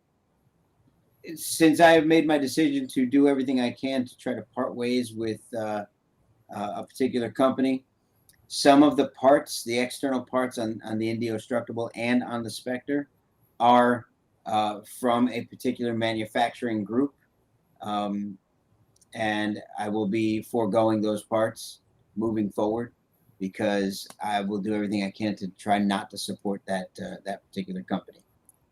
And Joker, you can feel free to mention the company all you want. I'm curious. Evic. Oh, really? Yeah. Over the past 6 months, what I've seen them do, both to their resellers and to individual purchasers. So during the whole COVID thing, rather than them tell people that we're not getting stock in, they tell them that they're shorthanded, which is fine. They probably were, and that there's major delays, and that's all probably true also. But when the individual order would come in, and then I myself, I know someone who put in a $150 order, and they got it within 5 days. I put in a $7,000 order, and it took 5.5 weeks. Tell me about it. I know. Yeah. And their explanation was that they send out as they get them, which is BS, and we know that. And then their follow-up to that was, if you'd like, we can go ahead and cancel your order and return your money. That was their response. They are in competition with their resellers. I've had people go online for the same part I was going to order for them. They were able to get it for $199 or whatever it was, which was like at MAP, which means and my sale was like $175 or something, but I would have to charge shipping, whereas they spent over the 190, so they got free shipping, which means they got the same price I got it for. So they undercut their own resellers. And then to cap it all off, everything they've been sending out, excuse me, I should say everything. Quite a few things, enough to exaggerate over, have come in broken. Ask Braxton what happened with the shotgun at the VFA game. I've had several My shotguns here. that I got from them. I just want to point out something that we were doing really good till. I also want to pull this one up too. Eric said earlier, no whiskey means we could actually hear information without a Joker being cut off every 3 seconds. So we've decided to stop doing everything we can, and again, it is still a business, so I'm doing everything I can to wean off. Like G&G, for example, G&G is completely out of stock of almost. Oh, I fucking know. Thing. They just said that they got a container coming in, which has nothing in it. I mean, it barely. It's just, so what good does it do coming in if I can't buy anything? I have a wall of G&G and there's one gun on it. Yeah, that's no good. And my G&G stuff came from other vendors. Like that. You shouldn't have to do that, but you have to supplement. And if you're going to carry the right stuff, day and age, guys, to defend G&G and defend almost every other piece out there because of the supply chain issues. When you get quoted a container that before the pandemic was 8,000 to 10,000, and now they're coming in at 35,000. Oh no, 100%. Trust me, I'm not attacking G&G. I get it. I love G&G. It's a good company. Yeah, mine is a desire to not work with this other company where I'm actually being forced to work with them until I can finally get back with G&G when they get their stuff in stock. Well, it's because they're always going to give their money to Evike because Evike buys them, $1 million. Evike gives them a lot of money up front to take control over. 100%. So I mean, and of course, that's because G&G really doesn't want to have the storage facility inside the U.S. to be the distributor for all that stuff. So unless another company comes up and says, "I'll be your U.S. distributor," right? You can store it instead of our warehouse. Blah blah blah. Then we're there. All right, so. I want to address this because Robert asked us a while ago. How many things are you raffling on a cruise so we can look forward to? Well, I don't want to be pulling everything out each time. I will put up a webpage sometime in the near future. I got a lot of stuff between now and evidently August 20th because I have to go to Wisconsin now. Wisconsin. So we have a Colt 1911. We have an Ares AK-47 from Delta Armory. We have some 1 or 2 X-Fogs that are going to be done. HPA sending us some of their bundles for shirts and BBs and stuff. We're Dead End Outfitters hasn't told us what they're going to give us yet because he's got a whole bunch of stuff. And then that he's going to do. Atlas Airsoft's going to do some stuff. Will hasn't told me exactly what he's going to do yet, but I'm sure it'll be good. So there's going to be a lot of stuff that we're going to be giving away, guys. I mean, it's the way it's going right now. It's looking like if you're coming out there to check this, all the goodies that are coming out, it's going to be really good for the first time. So much so it's probably going to spoil you for the second time. All right, so we go down so I just wanted to get that out of the way because he asked that a while ago. Mm-hmm. Damn, Shockwave, you post a lot. Yeah, Any thoughts on Airsoft? They've been fantastic on alternative Evike that I've used. So I love Kurt and what Amp does, but I think they're sourcing some of their stuff from the same place, which is Evike.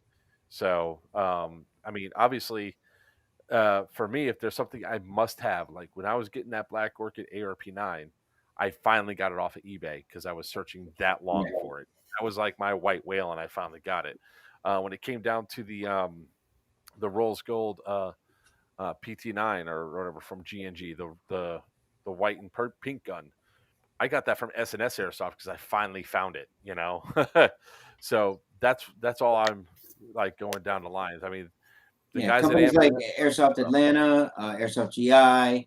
I don't know. We're not going to mention Airsoft GI in this channel. Well, I'm listing a whole bunch of large airsoft stores that are all basically the same or sourced from the same location. Amped obviously very much the same. Myself and Will, although we're not the same size as some of those guys, we're all still we're all still resellers. We still do the same thing. So, and there's nothing that any of them carry that I'm sure myself or Will don't carry or can't carry. I do know that I carry some stuff that nobody else does, though. So as a purchaser, I will never get a mystery box from Airsoft GI ever again. Tried it once. No. They screwed the pooch on that so hard, and they screwed me over as a customer.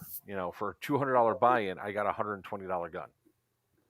That came broken.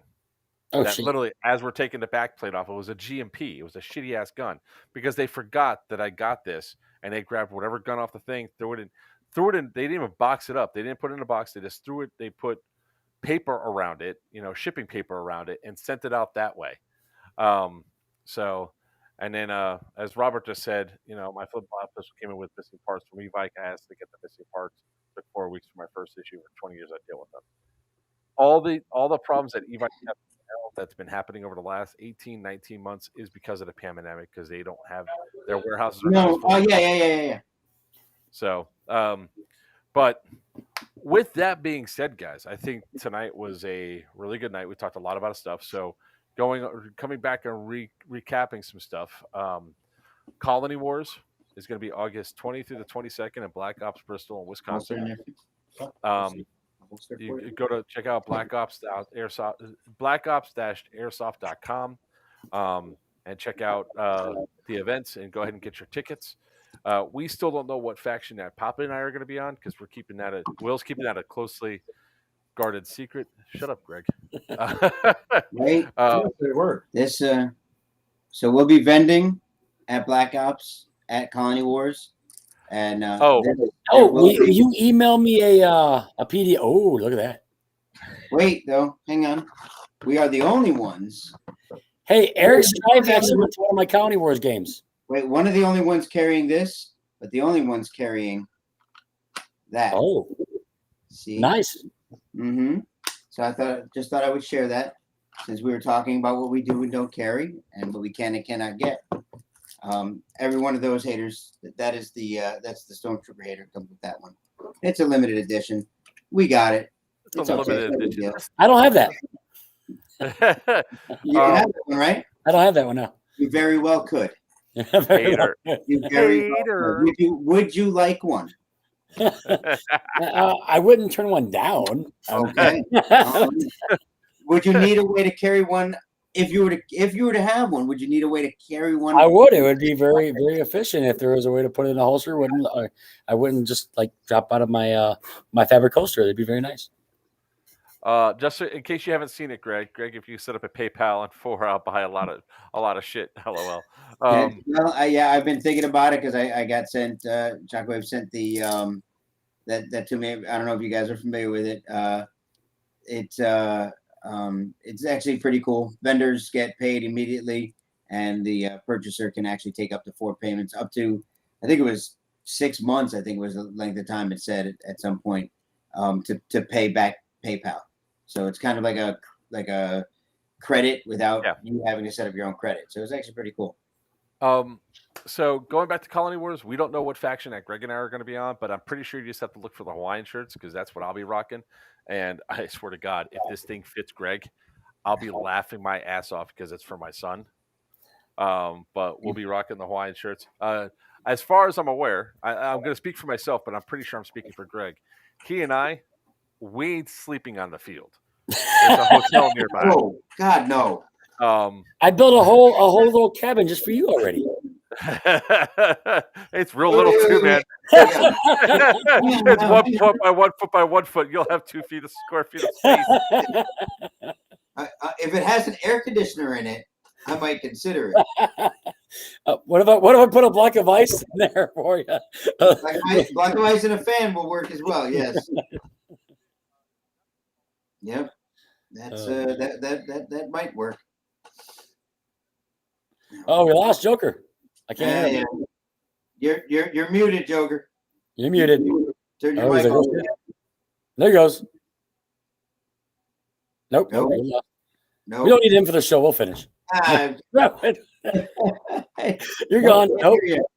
So thank you everyone for joining us today. I really do appreciate it. on behalf of Joker, myself and Players Wanted Airsoft. We'll see you out in Black Ops. Thank you for doing it. No, switch over to the other. There it goes. What the hell happened?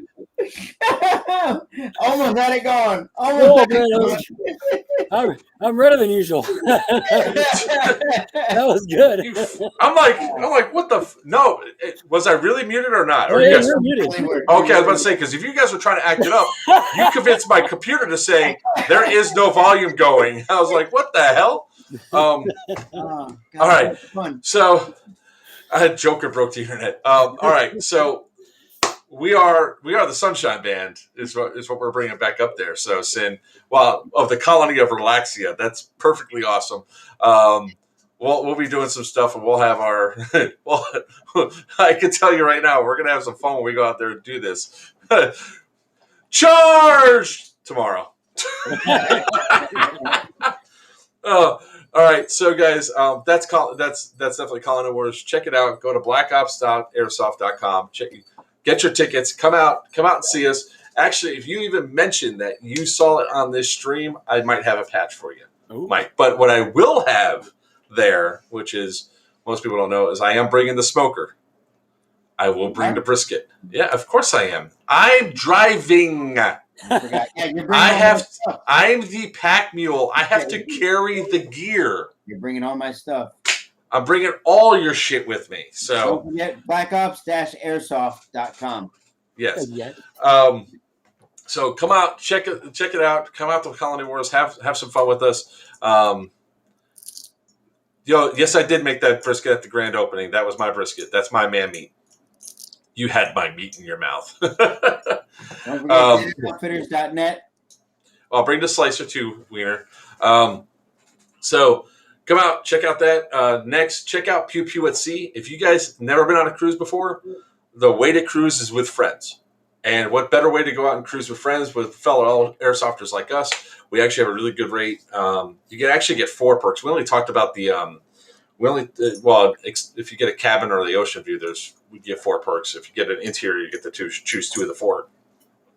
Everybody gets $50 onboard ship credit. So whatever price it is, you can just automatically take $50 off of it because you're essentially paying into your ship credit. You also get 2 free 2 of the specialty meals at the high-end restaurants. There's, I think, 3 of them on the ship. You also get 100 minutes of Wi-Fi, but I'll tell you all right now, if you never used ship Wi-Fi before, it sucks. It constantly goes down. It's not really worth it at all. Thank you very much for that. And that goes for you too, Wiener. So check out Pew Pew at Sea. If you have any questions, just simply look for Pew Pew at Sea on Facebook. You'll be able to find the group. We'll get you added in. You'll get all the contact information from Mary Jo so you can book your room, put your deposit down, make sure you get your passport. We'll see you out there. And then before we end this, I promised to show a couple funny clips. And these ones are funny as hell. So hold on one second. And these clips are mini movies. These are clips. This one's 21 seconds long. That qualifies as a freaking clip. Jeez, you're such an angry little man. You know that?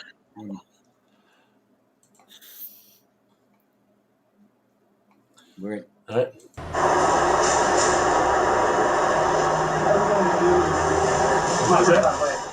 Was that? I'm out. You just go to respawn, tap, and go back again.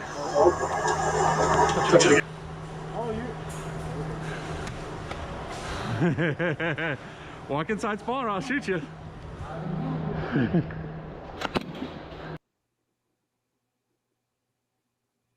not sure what happened there. That was just me.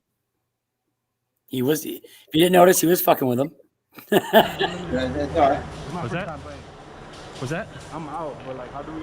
You just go and respawn, tap, and go back out again. Oh, Touch it again.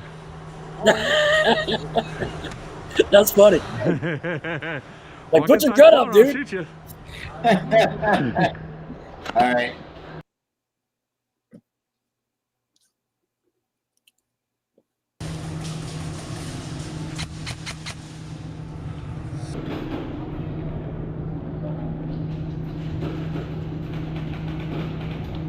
You gonna put...